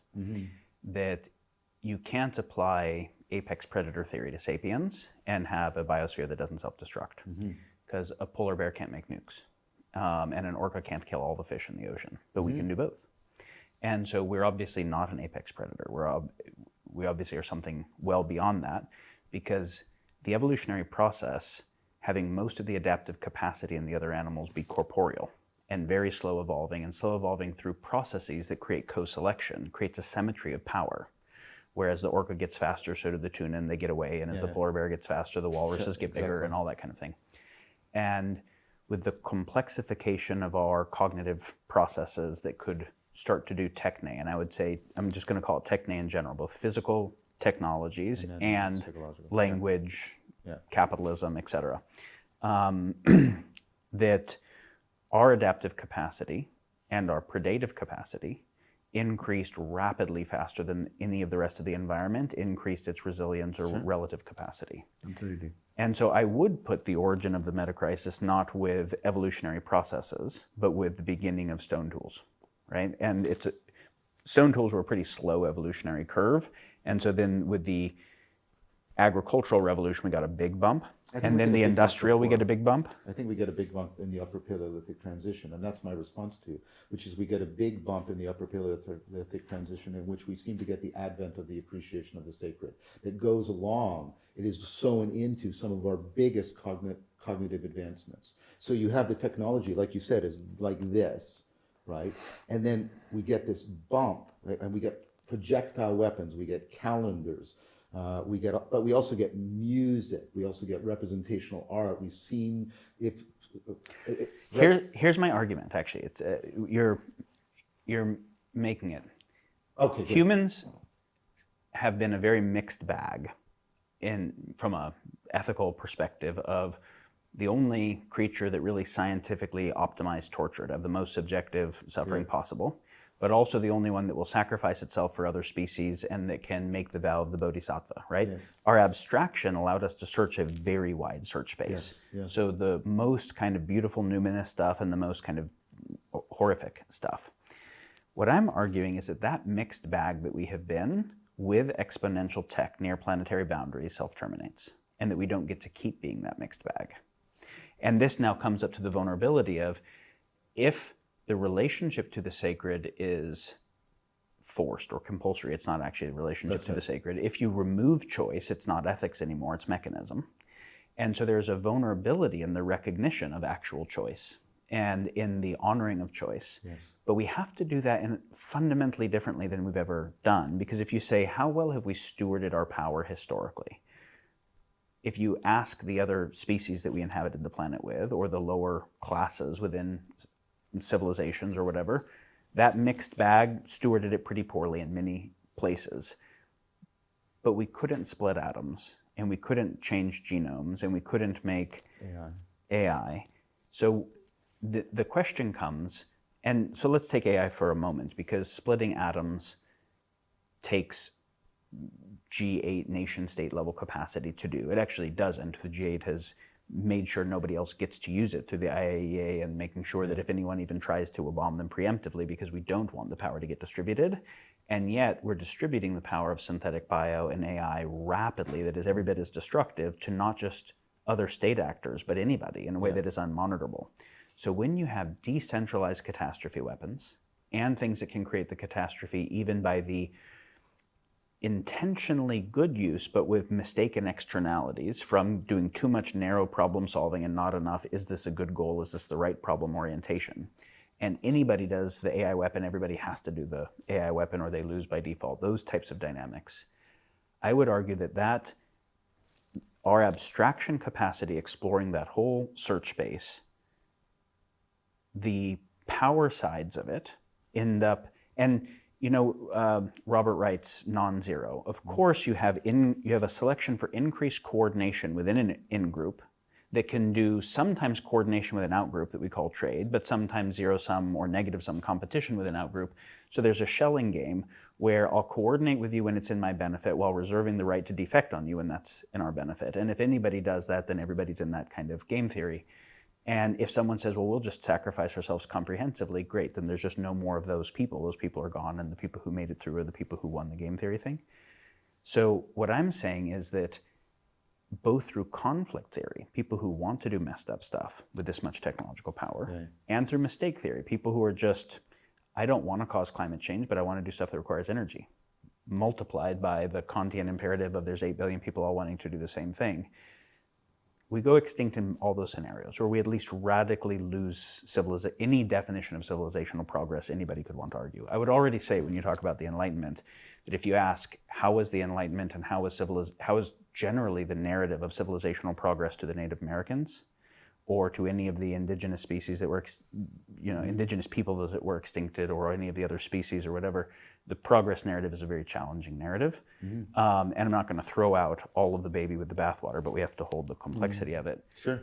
But the question that I'm really curious about is, given the amount of technological power that we have and that we're rapidly getting, and given how much that power has already eroded the biosphere to the point of tipping points, and given how distributed all the people are, and there is no one king of the world, I'm not saying we would want it, who can make choices, can we imagine a humanity that has the wisdom to steward that power reasonably well?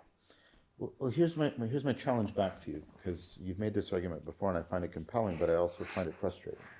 Because the argument is set up, but it basically says we have no examples from the past that we can rely on. And then asks us to imagine the future, where how can we possibly imagine a future without relying on the past examples? It's a request to do, and I know you're not trying to do that. Do you see what I'm saying? I would argue that we have examples from the past temporarily that were able to use restraint via wisdom, via relationship to the sacred, adequate to have their own population in some relative sustainability with its environment and some reasonable quality of life producing. I have indigenous scholar friends who've said that the early indigenous wisdom traditions, we're talking 40,000 years ago, actually emerged in relationship with human extinction of megafauna. And that they had already messed stuff up and were like, whoa, we're too powerful to be this dumb. We have to be a lot wiser. Men are not the web of life. We're a strand within it. Whatever we do to the web, we do to ourselves. That the first wisdom traditions were already their response to the anthropogenic crisis. And so then they might have had a while of relatively good binding of that level of tech.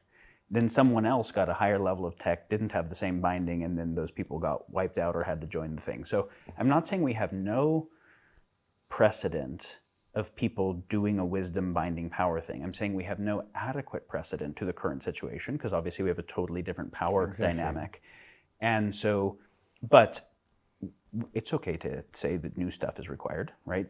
So this is an innovative question. It's an innovating in the domain of wisdom question that of course draws on, but is not limited to what we have done so far. So to my ear, this sounds like an exactive proposal. Can we take stuff that's been working one way and repurpose it in some, like the way the tongue has been repurposed for speech?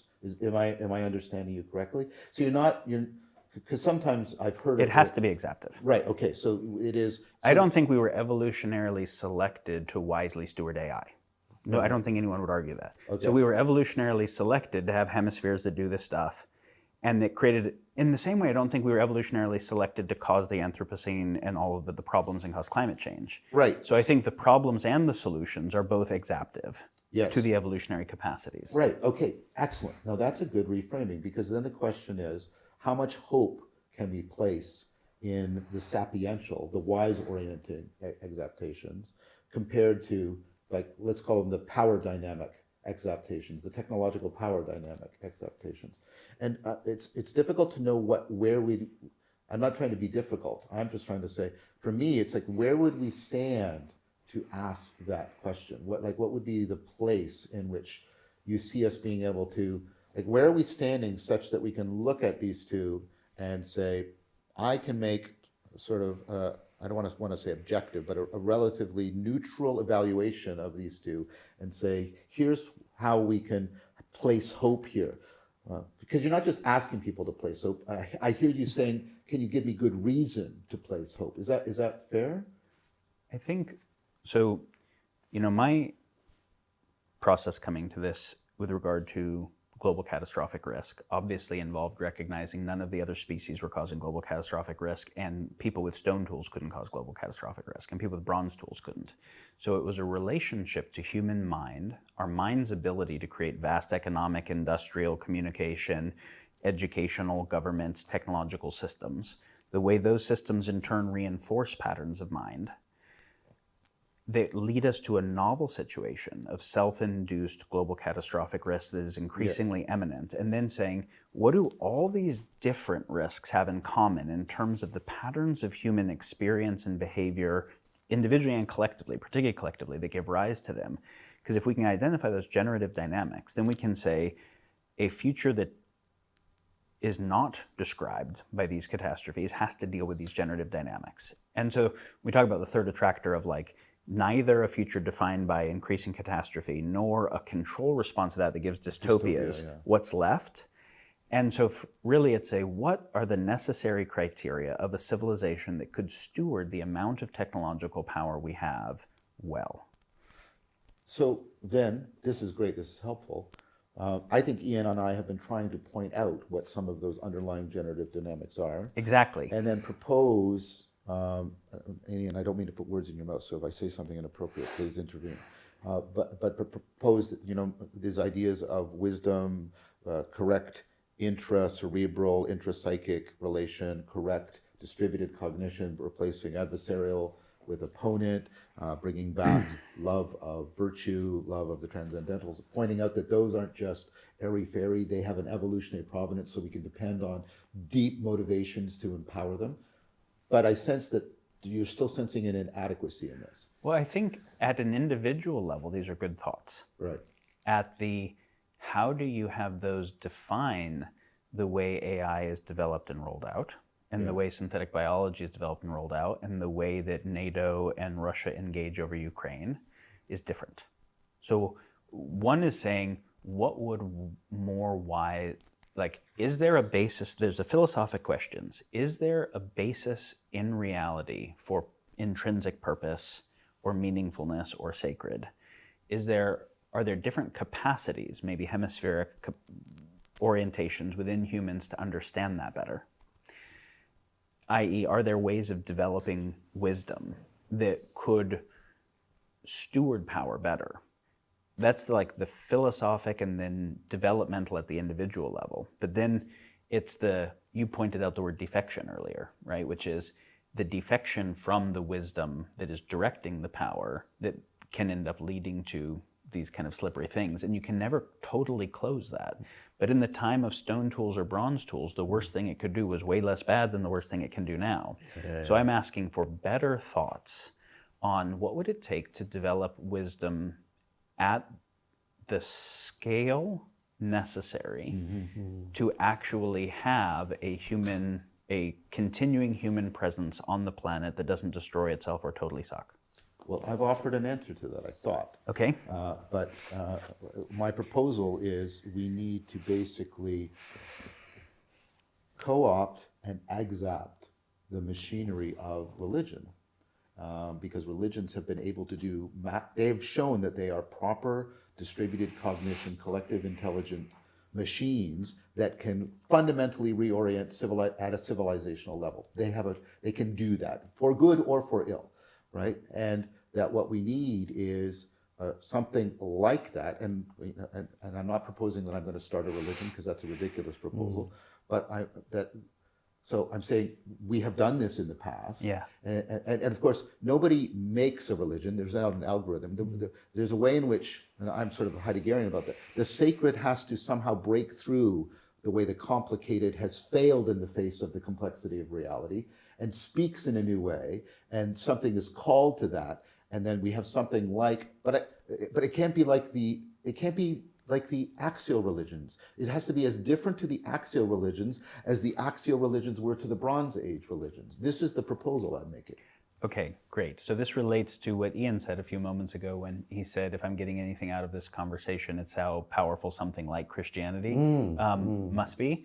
So you were speaking to this hierarchy of values and the utility values at the bottom, which obviously is not how the world is oriented currently, and some sense of the sacred at the top.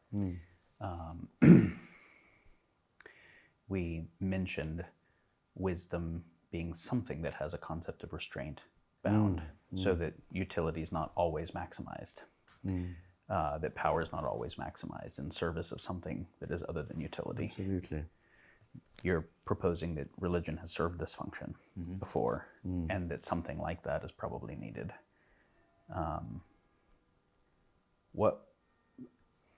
Obviously, we know the history of why church and state have been separated. We know all of the critiques of religion that are worthwhile.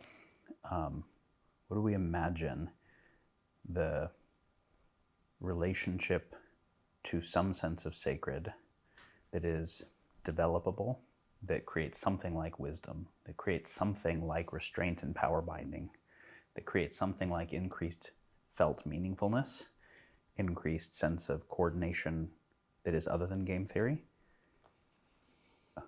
What might that look like? Because it probably won't be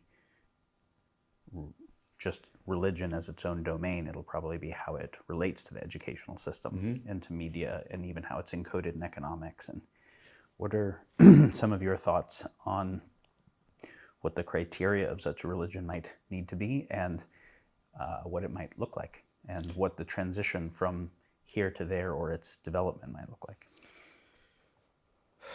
So I really want to be really clear that I am not proposing the founding of a religion or anything ridiculous like this, because relevance is not subjective.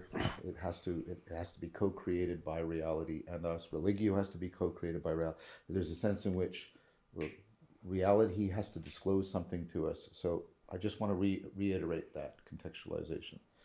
Now, within that, what I've been trying to do are two related projects. One is to try and look for what can be exapted from the past. And I want to use that language very carefully, and see some of the central things that come out of that.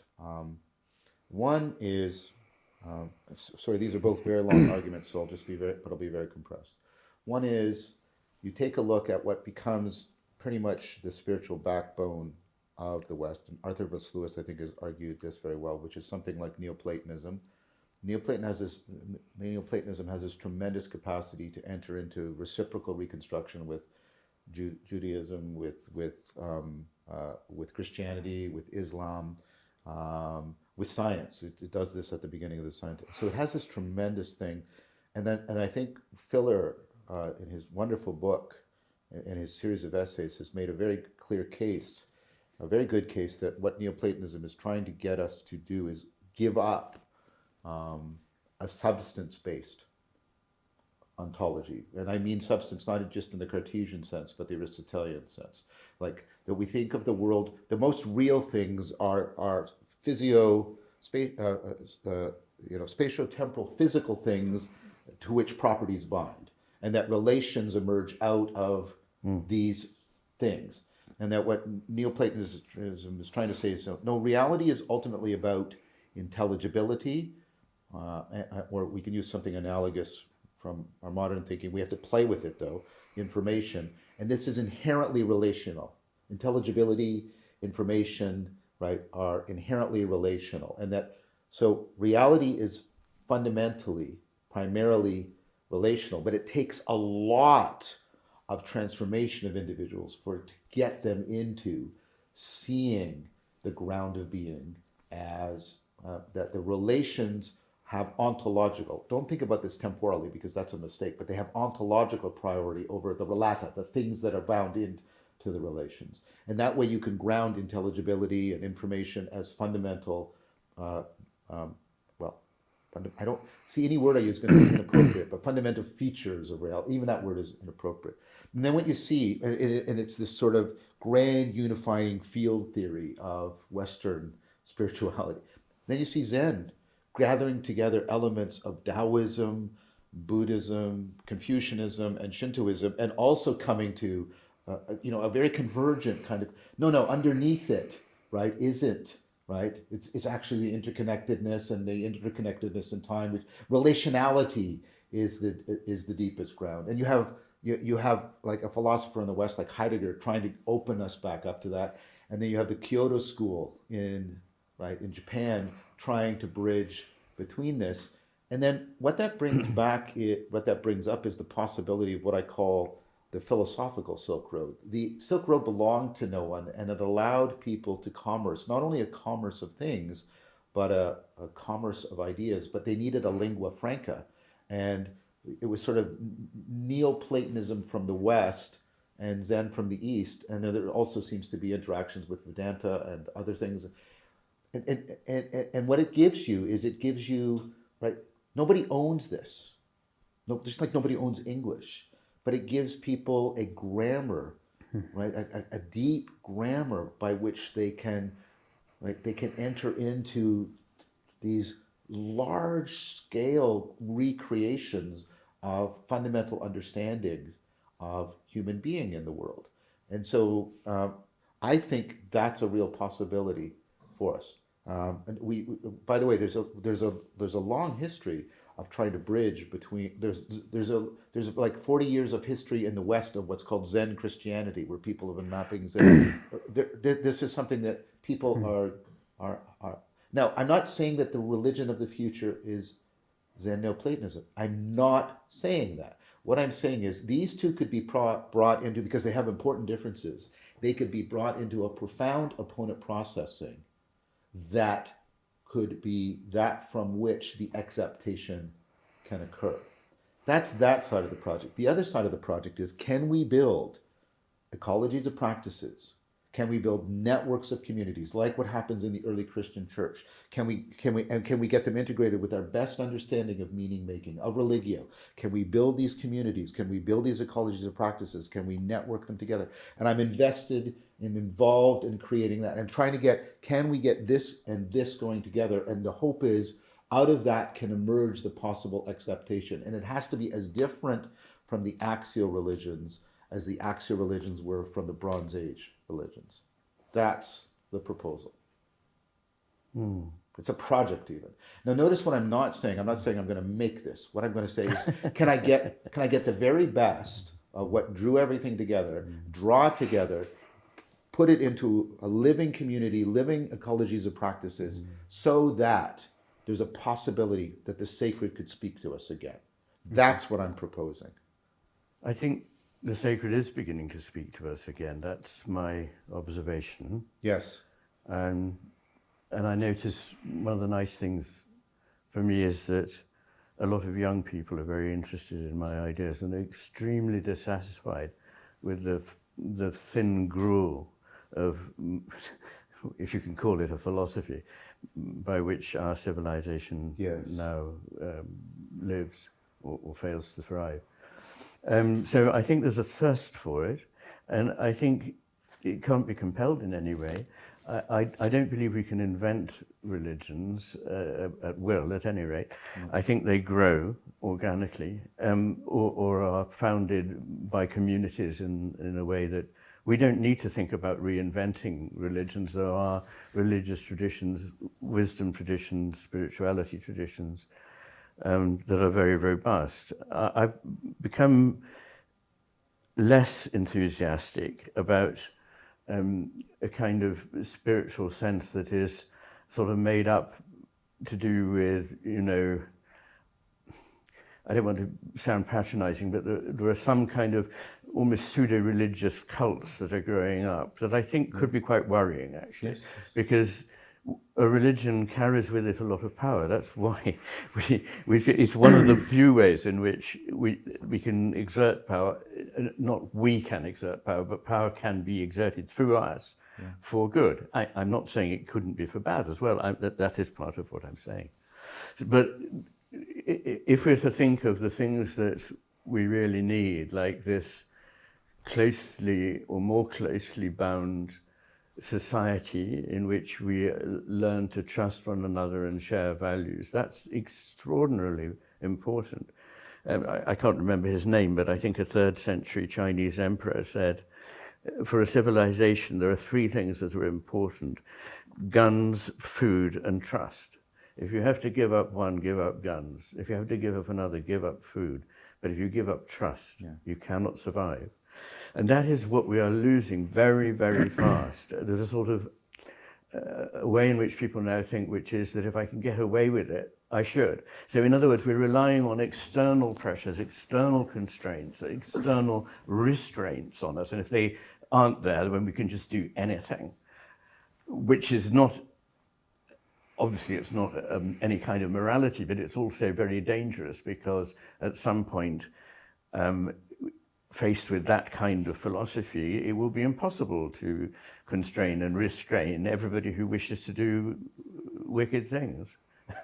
So I think that's, I want to just say a few things. So it may take a few minutes, but Please. so I think it will provide many things. It will provide a kind of structure, a philosophical framework, a sense of a tradition through which we can re-experience something very beautiful, beautiful, good and true, in my view, which is what the greatest art of our civilization has produced. And I'm not here excluding other civilizations. As anyone who reads my work will know, I derive a lot from Chinese, Japanese, Indian, and other kinds of cultures. So there's that. And I think also there is something highly motivating, which is, I think it's very important that we get away from the idea that we are simply passive here in this world, that we come into it and certain things sort of are blasted at us and we are receptive or non-receptive to them, rather like a photographic plate or a sound recorder. Mm-hmm. I don't believe that's the way it works on a whole number of levels. The first is that I think we have responsibilities on several levels, and this needs to be said because it's not known anymore. One is, and I know you would share this, that the way in which we attend to things changes what there is to attend to. Mm-hmm. Mm-hmm. And that means that we are, whether we like it or not, we have a moral responsibility to be careful about how we use and how we dispose our attention, because we can create bad things by attending in a certain way, or we can produce a good result by attending in another way with a different disposition of one's heart and mind. So I think that's one. I think another is that we may actually, in some sense, help to bring about, at a sort of more cosmic level, a turn for good, for promoting the sacred. So I don't think, my model of whatever it is that we mean by the divine ground of being is not that it's just sort of sitting there passively, but that it is interacting with its creation, the creation that it has grounded, and that it is coming to know more of itself, and its creation is coming to know more of itself in the dance of evolution that the two do together. This is really a Whiteheadian idea, but it's one I find compelling, as I find much of Whitehead's philosophy deeply compelling. And I think there are other ways too that we can help prepare things in a way which is, even if we don't succeed, is a fine project to devote our lives to. So in the Lurianic Kabbalah, there is a story of creation, which is rather different from the one in Genesis. But it begins with the divine being, the ground of being, Ein Sof. bringing something into existence, because Ein Sof is essentially relational. The foundations of everything are relational. And I believe, and I think you have said this too, that I certainly think that relationships are prior to relata. Relations are the foundations of everything. And the relata come out of the network of relations at the intersection points. We see things that attract our attention. There's a thing. So if that's the case, then anyway, you'd expect this divine being to want to create something that was other than itself in order to have a relationship with it. And if God is, as is held in almost all spiritual traditions, love, then love needs to have an other, and it needs also not to compel that other, because it cannot love something that is entirely predictable and under its control. Otherwise, it's not other at all. So that view of the cosmos, which I think is wonderfully developed in Christianity through the idea of a God that makes himself vulnerable by a creation that is free either to reciprocate his love or not to reciprocate it. I want to come back to the Kabbalistic story. So the first act of this creative God is not to stretch out a hand and make something happen. It's to withdraw. It's to rein itself in so that there's a space for something other. That's called Simsum, which simply means withdraw.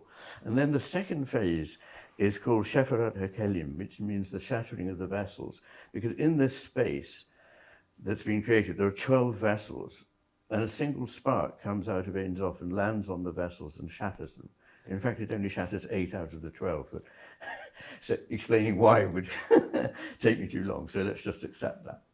And then the third phase, in which humanity, according to the Judaic tradition, has a particular role that only it is capable of carrying out, which is to repair the shattering, tikkun, repair. And the idea is that we are tasked with creating again these vessels so that they are more beautiful than they were before they were shattered. And the image that always comes to mind for me here is the Japanese art of kintsugi, whereby a piece of ceramics that is broken is repaired, sometimes with lines of gold, and is considered more special, more precious, more beautiful afterwards than it was before. Now, if it is true that we have the capacity to see how to repair things, and no other beings can see that, and I think that is probably right. It's no disrespect to the rest of animal life, that probably we have this ability to see other things and see beyond and foresee things in a way that they probably don't. So I think if that's the case, then we have a special role there, and we may even have a role in bringing about the existence of God, because that may sound very strange, and possibly blasphemous, but the way in which I think this works is like this. We all know Pascal's wager. Pascal's wager was a simple one. Either there is a God or there isn't. If there is a God, then it's very important that we should recognize and reciprocate our relationship with that God. If there is no God, then it won't do us any harm to behave as if there was a God. But I think there's a third possibility, which is McGilchrist's wager. And it has the first two of Pascal in it, but there is a third one, which is that maybe we play a role in the development, the evolution, the furtherment, the fulfillment of whatever is divine.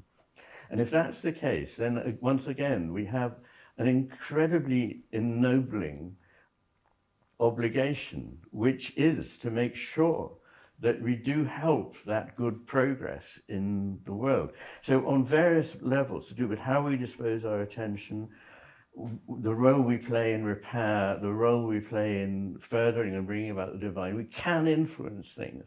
And we may not be able to stop certain specific wars or whatever, but that's never been part of what is imaged here. Part of what is imaged here is that we, like it or not, are gathered up into something that we have to respond to. And I believe that the reason for there being life at all, and especially human life, is because whatever it is that is the ground of being needs response. It needs that response. And while it can be satisfied by the response of the inanimate world up to a point, what life brings, because I believe all life is sacred, but also the inanimate is sacred as well. The difference is not that one suddenly is involved with consciousness and the other isn't. I think they're both manifestations of consciousness. But the thing about life is that it can respond enormously much faster and to a greater extent, so that things can move instead of having to wait for this very slow process. With creatures like ours, there can be an acceleration of the evolution of the cosmos and the divine being that grounds that cosmos together. So all in all, there is an enormously optimistic, in my view, and real, and I'm a skeptical person in many ways, but I'm also skeptical of skepticism when it rules things out that we should open ourselves to. And if I'm honest about my thinking, my reading, my experience of life as a person, as a doctor, and so on, I do believe that this is the way the cosmos is and how we relate to it. And that is surely something that brings hope, brings dignity to the human condition. And it also takes the burden off us of having to solve certain specific problems. I'm not saying we shouldn't try to solve those specific problems. We must.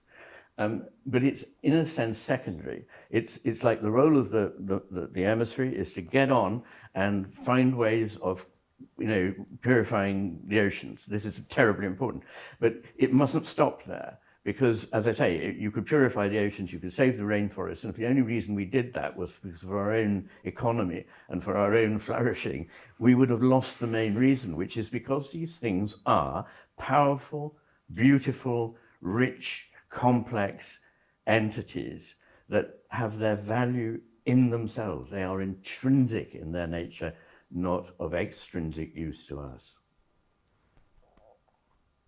Could I reply to that, or do you want to reply? Go ahead. First of all, I share that vision in a lot of ways.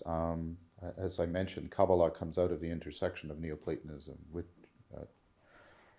Judaic thought. But what I would like to try and afford and not make, and there's a big difference. You don't make wisdom, you cultivate it. You don't do nothing, you cultivate the conditions, and it has to take root and it has to flower, right? I would like to afford something that can work at the global level that needs to be addressed here, given the novelty of the global level of the problems that Daniel has. So I'm trying to find something that is properly pluralistic. So running through Whitehead and running through Kabbalah and running through Sufism is this Neoplatonic framework. And then running through many things in, for lack of a better word, I don't like the word, but the East, right, is a Zen sensibility. Absolutely. And then there's ways in which really helpfully they converge, but they differ. So proper opponent processing between them is possible. Yeah. And the idea is this could take on a life of its own, such that something could, exapt out of it, emerge out of it. That's what I'm proposing. And so I think that's needed, because we need something where, like the Silk Road, everybody can participate in it, but the Christian can go on the Silk Road and then return with their Christianity enriched. The Buddhists can go on the Silk Road and return, and their Buddhism enriched. But there's also something that's alive, like at a global level, that is also affording something new to be born. That's the proposal I'm making. I agree with you, and there was nothing in what I said that suggested that it was restricted in its scope. Yes. In fact, I was talking about the way in which we actually have power which is not mechanistic and therefore to do with the effects of individual actions of human beings, but was a relationship with the cosmos, in fact. And, one of the great sayings, of course, is to live the change or be the change that you wish to see. And so in all these movements, I think there has to begin with one's own orientation and one's public commitments. These two go hand in hand. And you can't create wisdom, you can't instill wisdom, it's not like that. But you can follow people or admire people or model yourself on people. We all do this whether we realize it or not. We have people that we have thought exceptionally influential and venerable, that we don't somehow have rules about how to be that kind of person, but we know intuitively there is this kind of a person, and we get moved towards what that is. And so, sorry, do you want to come in? Well, there's two things about that. One is, yes, there's empirical evidence supporting this. And very recent, that the thing that is singularly most predictive of people aspiring and carrying out an aspirational project, properly aspirational, not utilitarian, but I should be better than I am, is the degree to which they have internalized a sage, internalized a role model. Absolutely. That's the thing, and that's the perspectival exactly thing. And then the second thing is, right, what Thich Nhat Hanh said, the next Buddha is the Sangha. I think there's a way in which the role model doesn't have to necessarily be an individual. It can be a community in a powerful and new way that is also something we also need that. Yes. And if there's going to be regeneration, and tomorrow I'm going to Bristol to take part in the Local Futures Symposium, the idea there being that if there's a future for us, we must generate it locally. We mustn't rely on the global everything to supply us. We must start growing our food locally, trusting and using the contributions and gifts of those around us, not just through an abstract machine like Amazon. Now, I mean, that may be difficult, but it's an important aspiration, and I think it's necessary too. So we need to be balancing in the sense of opponent processing. Yes, We need to be able to pick up the things that need to be done at a global level, but we also need to be modeling that at the local level. And what we need to do is create the circumstances in which wisdom can grow, because it can't be made to happen. All you can do is stifle it or permit it. It's like a gardener cannot make a plant. The gardener can either permit the plant to flourish or stifle it. This brings up a place where I was wanting to go, which has to do with more local religion. Yeah.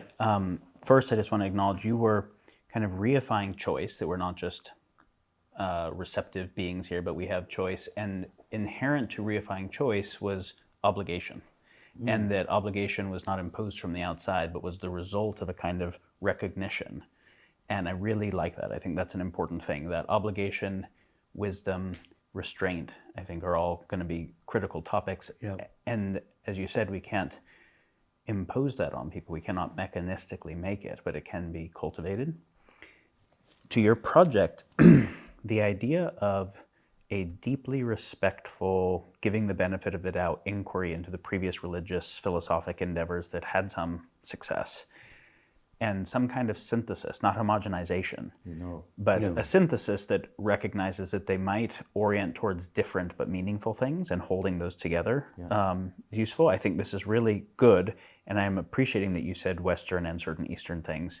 But what comes to mind is that both what we call the Western and Eastern traditions are very new relative to most of sapient history. Yes. And there's a reason I'm saying this that isn't just kind of like the obligate point to point out that there's a global South and there's things pre-civilization. There's actually a really important reason I bring it up, is if we've had some hundreds of thousands of years of sapient existence, and we've only had these kinds of religious philosophic structures for some small number of thousands of years, most of human experience is in this other thing, and a big part of it was that it was always local. And that means that it wasn't trying to create a mimetic structure that scaled. No. And there's something intrinsic to mimetic structures that scale that goes along with techno-economic military structures that scale that I think is worth exploring a little bit. You were mentioning in one of your talks that intelligibility is not just about abstraction, where all the differences go away. That's being right. able to That's notice uniqueness and instantiation and distinction. And difference has to be as real as sameness, and that's the fundamental challenge to reductionism. Reductionism says only what things have and share as the same counts as real. So there's something about scale, standardization, and reduction that go together very well. This has been pointed at, like this is deep to the postmodern critique. Yes. And wisdom cultivation is always unique to the moment. It's not trolley problems, right? It's instantiated. What is a good choice in this moment, utilizing all of the capabilities, left hemisphere, right hemisphere, all the chakras, however you want to think about it. And also unique to this person, unique to this time and context. So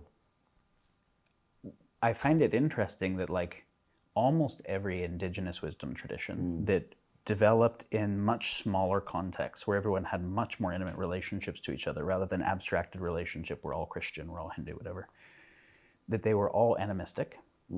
And so in terms of like the Catholic and Hindu conversation around is God transcendent or God immanent, they, if anything, erred on the immanent side, right? That the creator is indwelling within the creation. Yes, yes. And if the creator is indwelling within the creation, maybe also beyond any part of it. So transcendent, not meaning elsewhere, but beyond any aspect. Absolutely. But indwelling in each aspect, then any destruction of anything is sin, is a violation of the sacred. There's something about erring in the direction of eminence that is less dangerous. That I find interesting. Of immanence. Yes. Yes. And there's something about also at the small scale, like we're talking, we're having a conversation that a lot of people are going to get to see, but we're not necessarily taking people through a practice that is inducing the kinds of states, the right hemispheric state where the numinous is there, right? Where the sacred is there, where the intimacy is there, and I don't want to violate something I'm intimate with. No. There's something about the small scale that has high intimacy, high touch, in which I'm not relating to the abstract concept of they're Christians, they're on my side, they're not Hindus on the other side or whatever. I'm relating to this unique person and this one that is inherently, I think, hemispherically different. I was also thinking about, so I'm curious how much you see hemispheric dominance having to do with scaling is one question.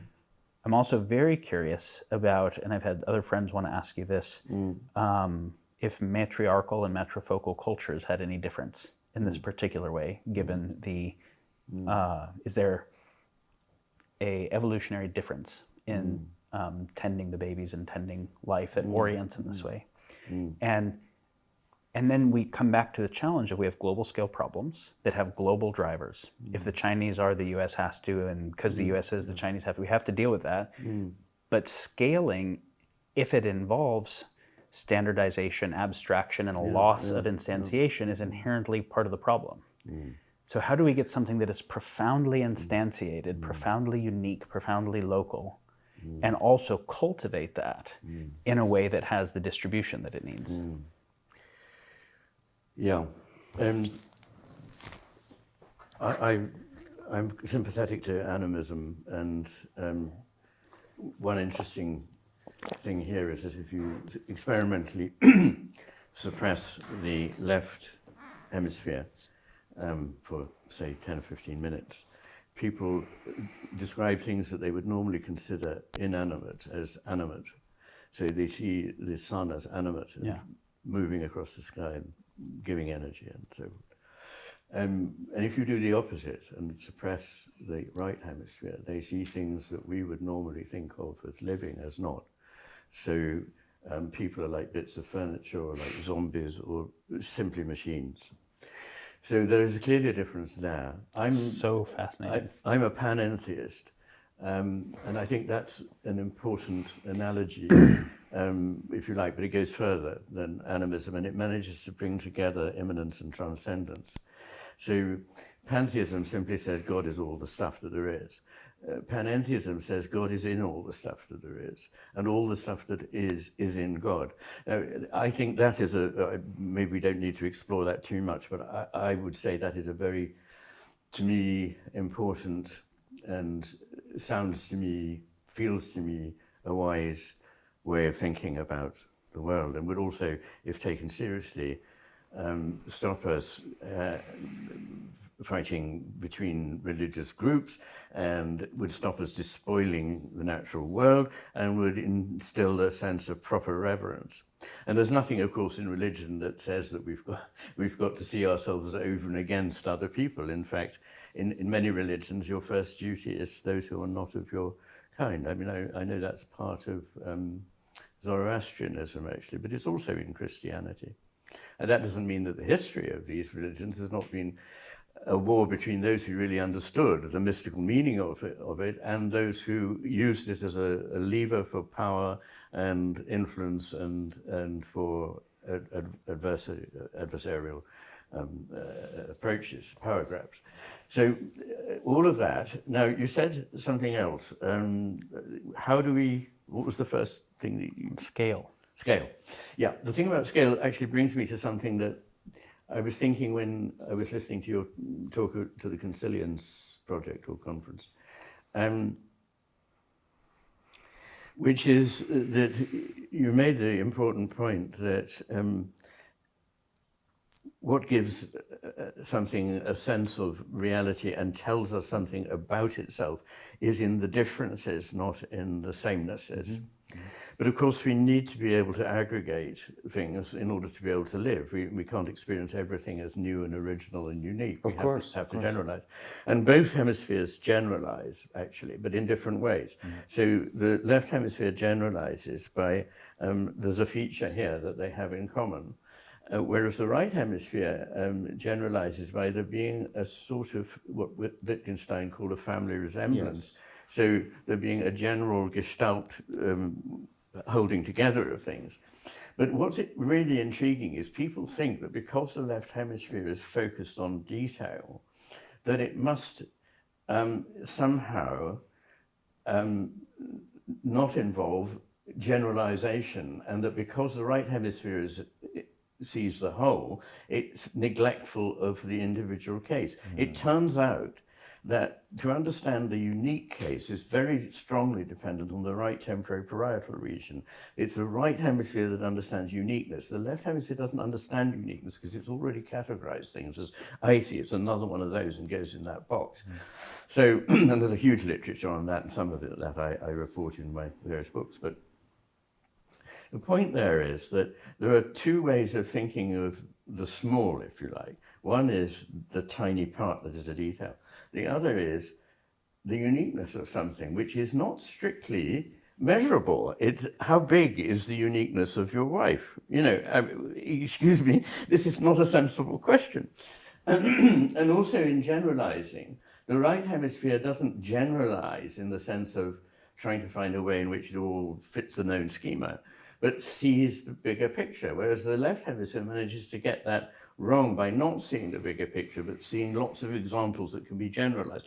So the conflict between sameness or oneness on the one hand and difference and multiplicity on the other crosses the hemispheres in a recognizably different way. And I think what's important about union and division is that we need them both, not just one, but we need them to be unified, not divided. So at the meta level, union trumps division, but it must not abolish division. So we need in our ontology to be able to at least distinguish. But that distinction doesn't mean there's an irreparable separation. And unfortunately, in the way we talk, we often think that if we differentiate, we've completely divided and sundered. Whereas it's very important to realize that distinction is enormously important. To be able to discriminate differences is what we have a mind for, apart from anything else, and how we come to experience the multiplicity of life. But it doesn't entail us in a sort of abandonment of a sense of the togetherness as well. Well, I'd like to reply to that and reply to both of you. And again, and the argument I was making at the Consilience conference is that intelligibility is actually the complete togetherness of the integration and the differentiation. If you have difference, you have exactly. You have so that's good. Yeah, and if you have, but like there has to be both for there to be intelligibility. We agreed then, yeah. Right, and the Neoplatonists were very much on about that the one is that it is not the one of the numerical sequence. They're only using that word because so they go on and on about this is not the numerical one. This is not. We're talking about the oneness of integration and differentiation, which are very hard. There is no logical oneness between them. No. There's the deeper oneness of intelligibility upon which logic rests. Yes. Logic presupposes that deeper thing, and therefore we're called to it. And then what they get to, see, we're Cartesian, and we think the appearance-reality distinction is just the inner, outer, the subjective, objective. The ancient world has had a different way of understanding the appearance-reality distinction. It was the one mini, which is the problem we're talking about. Exactly. And what it did is it said, well, this deep reflection in Neoplatonism on intelligibility and the one and the many, the emergence up, the emanation down, they're completely interpenetrating, right? What it came to, in like the coincidence of the opposites, Yeah. is this idea, right, that scientia intuitiva, right, that you have to be able to see the whole and every part, and the part as properly participating in all of the whole. You get the same thing in the Zen, not the same thing, sorry, wrong word, that's a logical word. You get something convergent from the Zen tradition in Indra's net, how everything is the center of everything else. And that it's a different way of framing things. And I would also say the transcendent and immanent have to be completely interpenetrating. And you see late Neoplatonists like Nicholas of Cusa and like Erigena proposing this. I'm worried about our category of animism, because for me it sounds like us trying to capture this transjectivity and this transjectivity and then stick it into substantial things, which I think is, I'm worried about that. For example, I don't think life is a property of an organism. I think it's a property of an organism in relationship to its environment in a profound way. And so, again, I think we're agreeing, and I'm just trying to say that I think that if we can teach people sets of practices that get them to realize this as a deep ontological truth, then they will be called to new ways, and we can't say what they're going to be. No, exactly. But they can be called to new ways of bringing the small and the large. I'm not happy with even those words, the immanent and the trans. But they'll be called to new ways beyond our current grammar for how to bring them into relation. That would be for me evidence that the new religion is emerging. What do you think about that? Well, I'm curious, because the term new religion is provocative, and especially right, especially in the presence of there being existing religions that have billions of people in them. I don't think you mean that has to replace or supersede those existing ones. I think it can reify them. Yes. And I think we would probably all agree that all of the religions have different ways of interpreting them, some of which lead to holy war and some of which lead to sacred responsibility in different ways. And so the question of, because it's very interesting, obviously, Zen and Vedanta and Lurianic Kabbalism and Christianity are culturally different, historically, mythopoetically, but you could say that there might be certain underlying structures they all have to have to orient the human adequately. There's almost like a meta-metaphysics that is necessary. Exactly.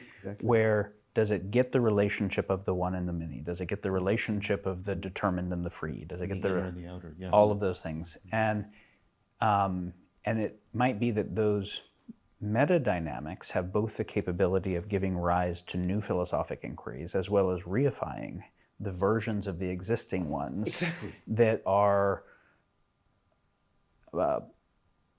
capable of being in harmonious relationship with the other ones and capable of being able to understand and steward the power of our technology well, which I would say if a religion doesn't do that, it's not adequate for the purpose of being able to orient humans in the world today to steward the world.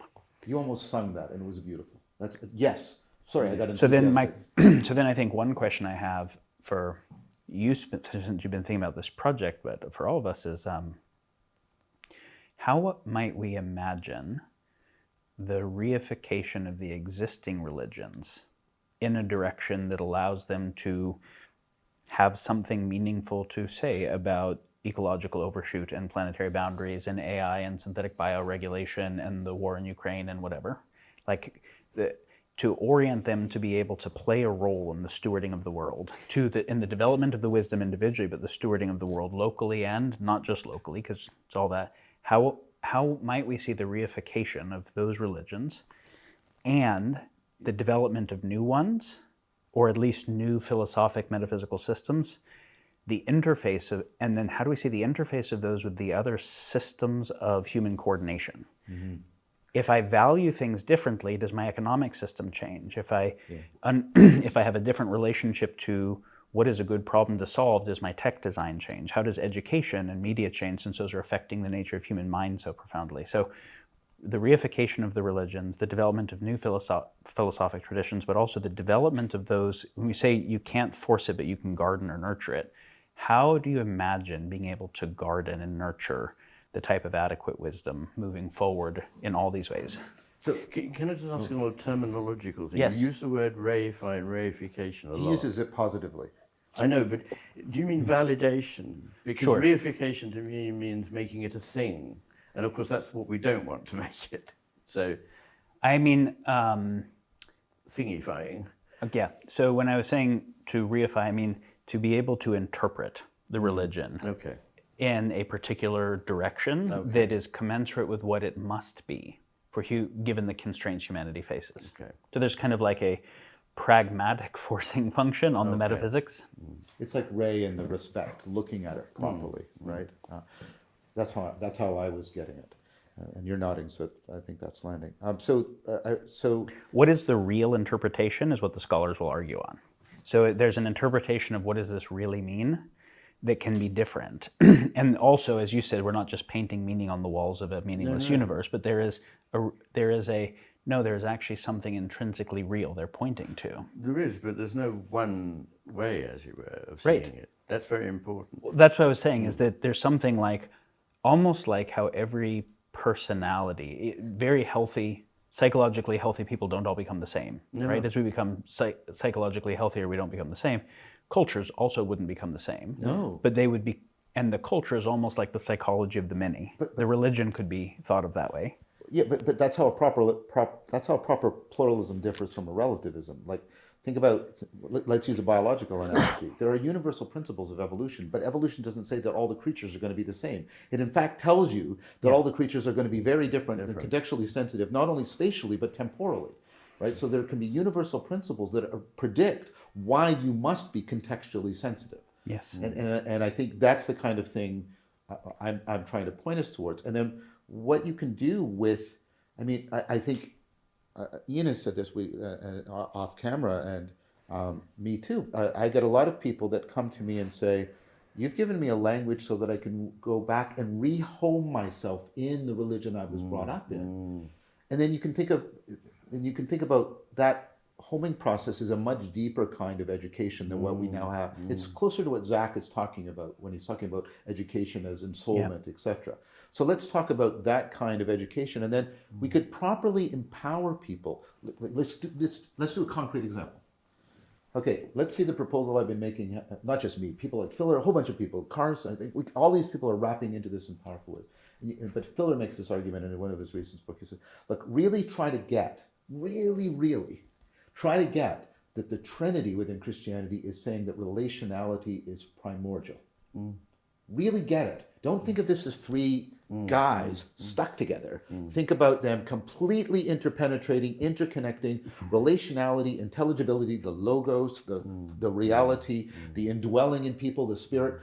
See, all of that is deeply, profoundly relational. Go back and start to practice your practices that way, live that way, and then people are going to find different things relevant and salient in the world and their relationship to the world. And it could open up it could switch people from the having mode to the being mode. It could make a difference in their relationship to their spouses, but also in their relationship to economic systems. You understand? Okay, so I want to, yes, the pragmatic question I'm asking is, so let's say the Vatican calls you up or and says, we agree. We would like to have a uniquely Catholic version of this, and maybe we're stoked if there's a uniquely Muslim and a uniquely Hindu kind of enlightenment of similar types, but we would like a kind of Catholic version. How would you change the way we approach our practices, philosophy, etc.? Or let's say the minister of the Department of Education reached out and said, we want to implement K through 12, a wisdom development process. I'm very interested to hear your thoughts on how could the institutions start to actually implement wisdom development practices, insights, philosophies, such that rather than just we're compelling the person on YouTube. See, so this is where I think I differ from Zach. I think we have to create enough ecologies of practices within the community before a reformation of education becomes possible. Because unless the lived normativity of the culture changes, attempts to change the education will just be co-opted by the current machinery. I've been inside education long enough to see how that works, right? Everybody gets, you got to do stuff with the parents, and you got to do stuff with the culture. If the kids are getting trained for the market, that has inherent limitations. So it becomes tricky because to change anything, you have to change everything. So there's some You can't sequencing. start with one thing. You've got Yes. to do lots of things together. Exactly. Which, if you change the grounding that has led to the problems we have, will lead naturally to these things flourishing Exactly. at the slightly higher level. But how we do that has got to be through an implicit process, because if we try to, as I'm constantly saying, if we try to instigate the things we think are valuable into people, we have not instigated those things. Instead, we've instigated a kind of chain of thought, which is actually contrary to the way in which we're This trained. is your very first book, right? Yeah, exactly. Cannot make implicit things explicit without damaging them. Yeah, that's right. That's against criticism, yeah. But Polanyi's argument was, but you can, and this is Plato's argument too. You can't make people wise, but you can properly, again, seduce them so that they can come to love wisdom. But I was going on to say that, really. I mean, all I was going to say is we can't do it by a direct approach, but we can do it by a more implicit and less direct approach. And that approach is actually, sadly, not original, but it is actually to start re-educating, or educating, is what I'm trying to say. I think we stopped educating children about 40, 50 years ago. Agreed. We started indoctrinating them and giving them information and testing them on how much of that they retained. But we didn't do the really important things, which are relational. Yeah. All the people who really inspired me and taught me did so by their being who they were, and by the way in which the spark jumped across the gap, in the way that Plato describes in the seventh epistle, that this is how philosophy is done, not by writing it down. Mysteriously, Plato completely betrayed Socrates in doing this. But so we need to reimagine what an education is. That would mean freeing up teachers from a dead weight of bureaucracy. In fact, that's one of the very practical things that could be done tomorrow, which would be go around universities, go around hospitals, go around schools, and look very critically at all the superstructure of management and so on. And I reckon about 80% of that could go tomorrow and nobody would suffer. In fact, there'd be a lot more money for doing the things that we really want to do. We've become sucked by a parasite, if you like, which is the externalization of the left hemisphere's drive for control, which is administration. And so, that's a practical answer to the question, but also we need, apart from freeing up teachers to teach in a way that is individual, responsive and alive, rather than just the carrying out of procedures, we need actually to, give people back their cultural tradition. They need to read literature that, it's not fashionable to say this, but they need to understand the last 2,000 years. Otherwise, they don't know what they're doing here. They have a very shallow rooting. So we actually do need to teach history, literature, philosophy, music, all our culture, not just IT, not just procedural learning, but actually creative, empathic understanding of other people, not sitting in judgment on our forebears or on other cultures, but in fact trying to see our way into how they saw the world, because they're stupider than we are.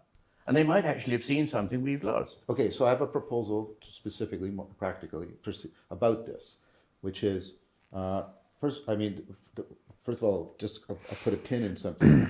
The problem we face, of course, is the bureaucracy has wrapped itself around a pseudo-religious ideology that justifies its existence tremendously, and so that's a problematic. It's a pseudo-religion. Yes, very much. And what I would want to say is, I don't think we should have teachers in any one institution. So if you look, I'll just take the West, but there's parallel things elsewhere. You had the university, you had the monastery, and you had the church. and they were all interrelated. And one is a knowledge institution, but it has reverence for the wisdom institution, or that's the monastery. And then you have the church, and the church is, but all of these ideas and all of these philosophies have to transfer to real lives. And they're right. If I may just add, also hospitals. Yes. And what I think we need to have teachers in multiple kinds of institutions that are acting again in this opponent processing with each other, not adversarial. Part of the problem is, and then the Protestant Reformation comes in and splits them from each other, and we get all that. Yeah. But the proposal is, because what we have is we have this idea that teachers are only legitimate if they're in this one institution, and if we have anybody out, I face this, right? But the stuff I do outside of the university is like, why are you doing that? Why are you doing that? Right? And I know lots of excellent teachers that can't find a home in the university because they want to do the kind of stuff that universities don't any longer do. Right. So I think we need to think about, of a living system of teaching institutions where you've got people sort of, but they're bound together in a field again, where the relationality is important. This is the pole of knowledge, this is the pole of wisdom, and this is the pole of life, and they have to all, and we have that, and I think that's also something that we need to think about bringing back in terms of institutional structures that could actually transform society in the way we're talking about. And I'd like to just add, sorry. Yeah. We need to encourage and provide institutional support for people who are bright to oversee the whole picture to some extent. Yes. That doesn't happen in our culture anymore. It used to happen, and it used to happen in this university, but now everything has shifted here, as everywhere else in the Western world, towards ever greater specialization. Yes. Now, while we need specialists, of course we do, it's not one or the other. We need people who also are able to take the broad right hemisphere view and see, crikey, look what's happening here. And I believe that what I've done, if I've done anything in my writing, is to open people's eyes. That's why the writing came. Of course, once you see it, you see what's going on here. And we don't have any institutions that do that. But back in the 60s, I think the Rand Corporation and others sort of put money behind people that they thought were going to be good. And they just gave them a desk and an office and a Xerox machine and said, do what you want. And out of that came a lot of, genuinely innovative, creative thinking. And we need to bring that back. Could I respond to just that one thing? So, because this is dear to my heart, because I represent the discipline that is all about the synoptic integration across the disciplines, cognitive science, right? And trying to create the lingua franca between neuroscience and information processing, machine learning, psychology, linguistics, anthropology, philosophy, trying to do that, there has been a turning, an increasing recognition by some about the value of this, because the specialization went into psychology in which we incentivized people to innovate something that nobody else had discovered before, finding the effect, the new effect, right? And this is one of the driving motivations of the replication crisis, because if you don't pursue synoptic integration, you don't work out your theoretical grammar well. Your conceptual vocabulary is vague and equivocal, and the fact that you get empirical data is almost irrelevant, because if you get a vague enough construct that isn't responsible to anybody else's work, of course you can find empirical verification. And so the replication crisis has basically started to put up a flag. Some people are recognizing it, that we need the synoptic integrators as much as we need the specialists. And so I just want to put that out. You both made this point, and I think when people look at the arguments about all the things that are supposedly getting better in civilization, some of which they relate to things that specialization does well. And when we look at the things that are getting worse and heading towards global catastrophic risk, they look at the lack of they arise from the lack of integration across specialty areas. I think that's actually very important. So you were speaking to that the existing educational institutions have a history that we actually want to revive some things from, and that we've actually lost some very important aspects.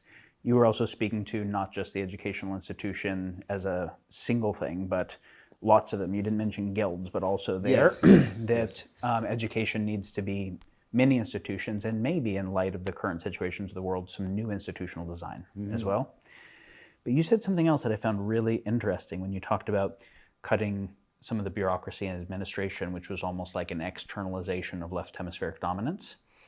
What David Graeber calls bullshit jobs, that there's this recursive relationship between kind of left hemispheric process and building a world that is the result of that in turn conditions that. And that kind of recursive relationship means we're not just asking, how can we develop things that will give people more wholeness, more integration, more numinous, more sacred, but also how can we undo some of the things that are excessively making us hypertrophic on the wrong modes of mind. And I think we have to do both.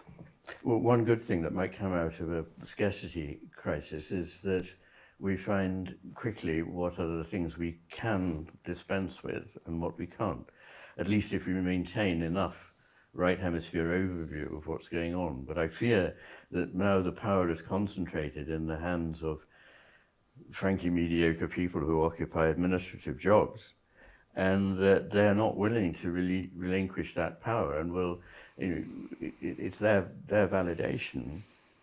But we do desperately need to do it. And you're quite right that what happens is in a culture like that, people are trained to go into jobs like that. And the people who fit the role best are not the people you'd want to be making big decisions about our lives, but they go into it. And the thing is a positive feedback loop. So how do we break the positive feedback loops that orient us towards futures nobody wants? And how do we, or at least weaken them? And how do we simultaneously develop other positive feedback loops? Because they have to have some positive feedback or they won't be able to do anything, that move us in a recognition of the sacred, wise, individual and collective governance. We did not answer that question in full. We spoke to different elements of what it might need to entail, but the clock is saying that it is time that we must wrap. Yeah. Well, there are questions that we can answer, questions that we can offer a direction for, and questions we simply can't in the nature of things answer. Yes. So I think we've done the best we can. Yes. And I'd like to think that we could shout this from the rooftops and some people, just a few, might listen. So this is my kind of closing question is, if some people do listen and respond and there's interest, maybe we'll deepen this conversation and explore some of these. How do we weaken the existing positive feedback loops? How do we deal with the fact that power is entrenched in certain ways currently? Like, there's a lot of very interesting open questions we could get into further. But in closing thoughts, I guess now for the listeners who have made it through all of this, any closing thoughts that might give them some sense of orientation or agency in the relationship to all these topics? Well, I'd say, don't despair. That is achieving nothing whatever, and it's bad for the soul. So we have a duty to see what is hopeful and we're not asked, nobody is asked to do the impossible. We can only do the bit that we can. And that means doing things in our own life and with our own life, and furthering larger causes in the way that we are best in a position to do. But we all have a role, and I think one of the things I tried to emphasize was that although the materialist, reductionist picture results in a vision of the cosmos as a heap of junk with no meaning, beauty, or purpose, and that we have no role here, I'd go to my death to defend the opposite point of view, that actually it is beautiful, it is rich, and it is our pleasure, our duty, and something we should be grateful for to help further that. Yeah. I like that you said I would go to my death. That's the sacrifice in service of the sacred. There needs to be a sacrifice. Yeah. I would want people to hear that the love of wisdom and the love of being are real possibilities, that there are already people of good faith and good talent doing this individually and collectively, and that opens up a possibility for a kind of transformation, so that as you fall in love with being again, instead of the reciprocal narrowing that we've just been talking about and how we get addicted, because that's what addiction is, reciprocal narrowing, a reciprocal opening is equally possible. This is what Plato proposed with Anagage, and that is still actual, and there are people and communities and practices that you can go to actualize that, to realize that, and there is nothing stopping you from doing that right now. May I make a hemispheric comment? Sure. The left hemisphere closes down to a certainty. The right hemisphere opens up to a possibility. And so what you've really said is we need to further the processes of the right hemisphere, which are always expanding and exploring, rather than those that close down to the arid bit of something we think we know. Yeah, I'm not proposing cognitive closure. I want continuity of contact. I know you. Yeah, that's yes. why I said it. Yeah, Yes, yeah, yes. I think the concern about religions that many people have actually has to do with people orienting to certainty with them, and then closed-mindedness and holy wars and whatever, as opposed to the exact opposite, holding the mystery at the center, holding the unspeakable, the unknowable, but the real. And so there is a epistemic humility that is built in forever. Yes. We spoke about this yesterday, and you said don't despair, but we actually, I liked in our conversation, you were saying when we are actually open to the beauty of reality, there's a sense of awe and gratitude and humility that comes with that. Exactly. But when we're open to the beauty of reality being harmed, which is in the factory farm and on the war field and whatever, we're also feel the suffering of others, such that it's overwhelming. I see. And the overwhelm in the suffering and the overwhelm in the beauty are related, because if the reality wasn't beautiful, you wouldn't care. And both of them make you transcend your small self, and both of them motivate the sacred obligation. Yeah.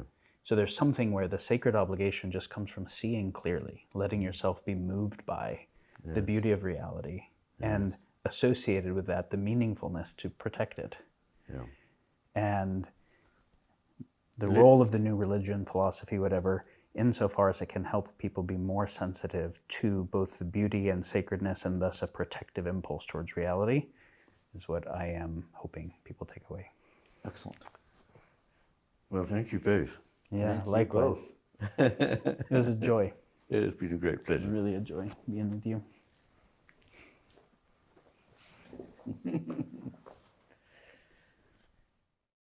Thank you for watching. This YouTube and podcast series is by the Vervaeke Foundation, which in addition to supporting my work, also offers courses, practices, workshops, and other projects dedicated to responding to the meaning crisis. If you would like to support this work, please consider joining our Patreon. You can find the link in the show notes.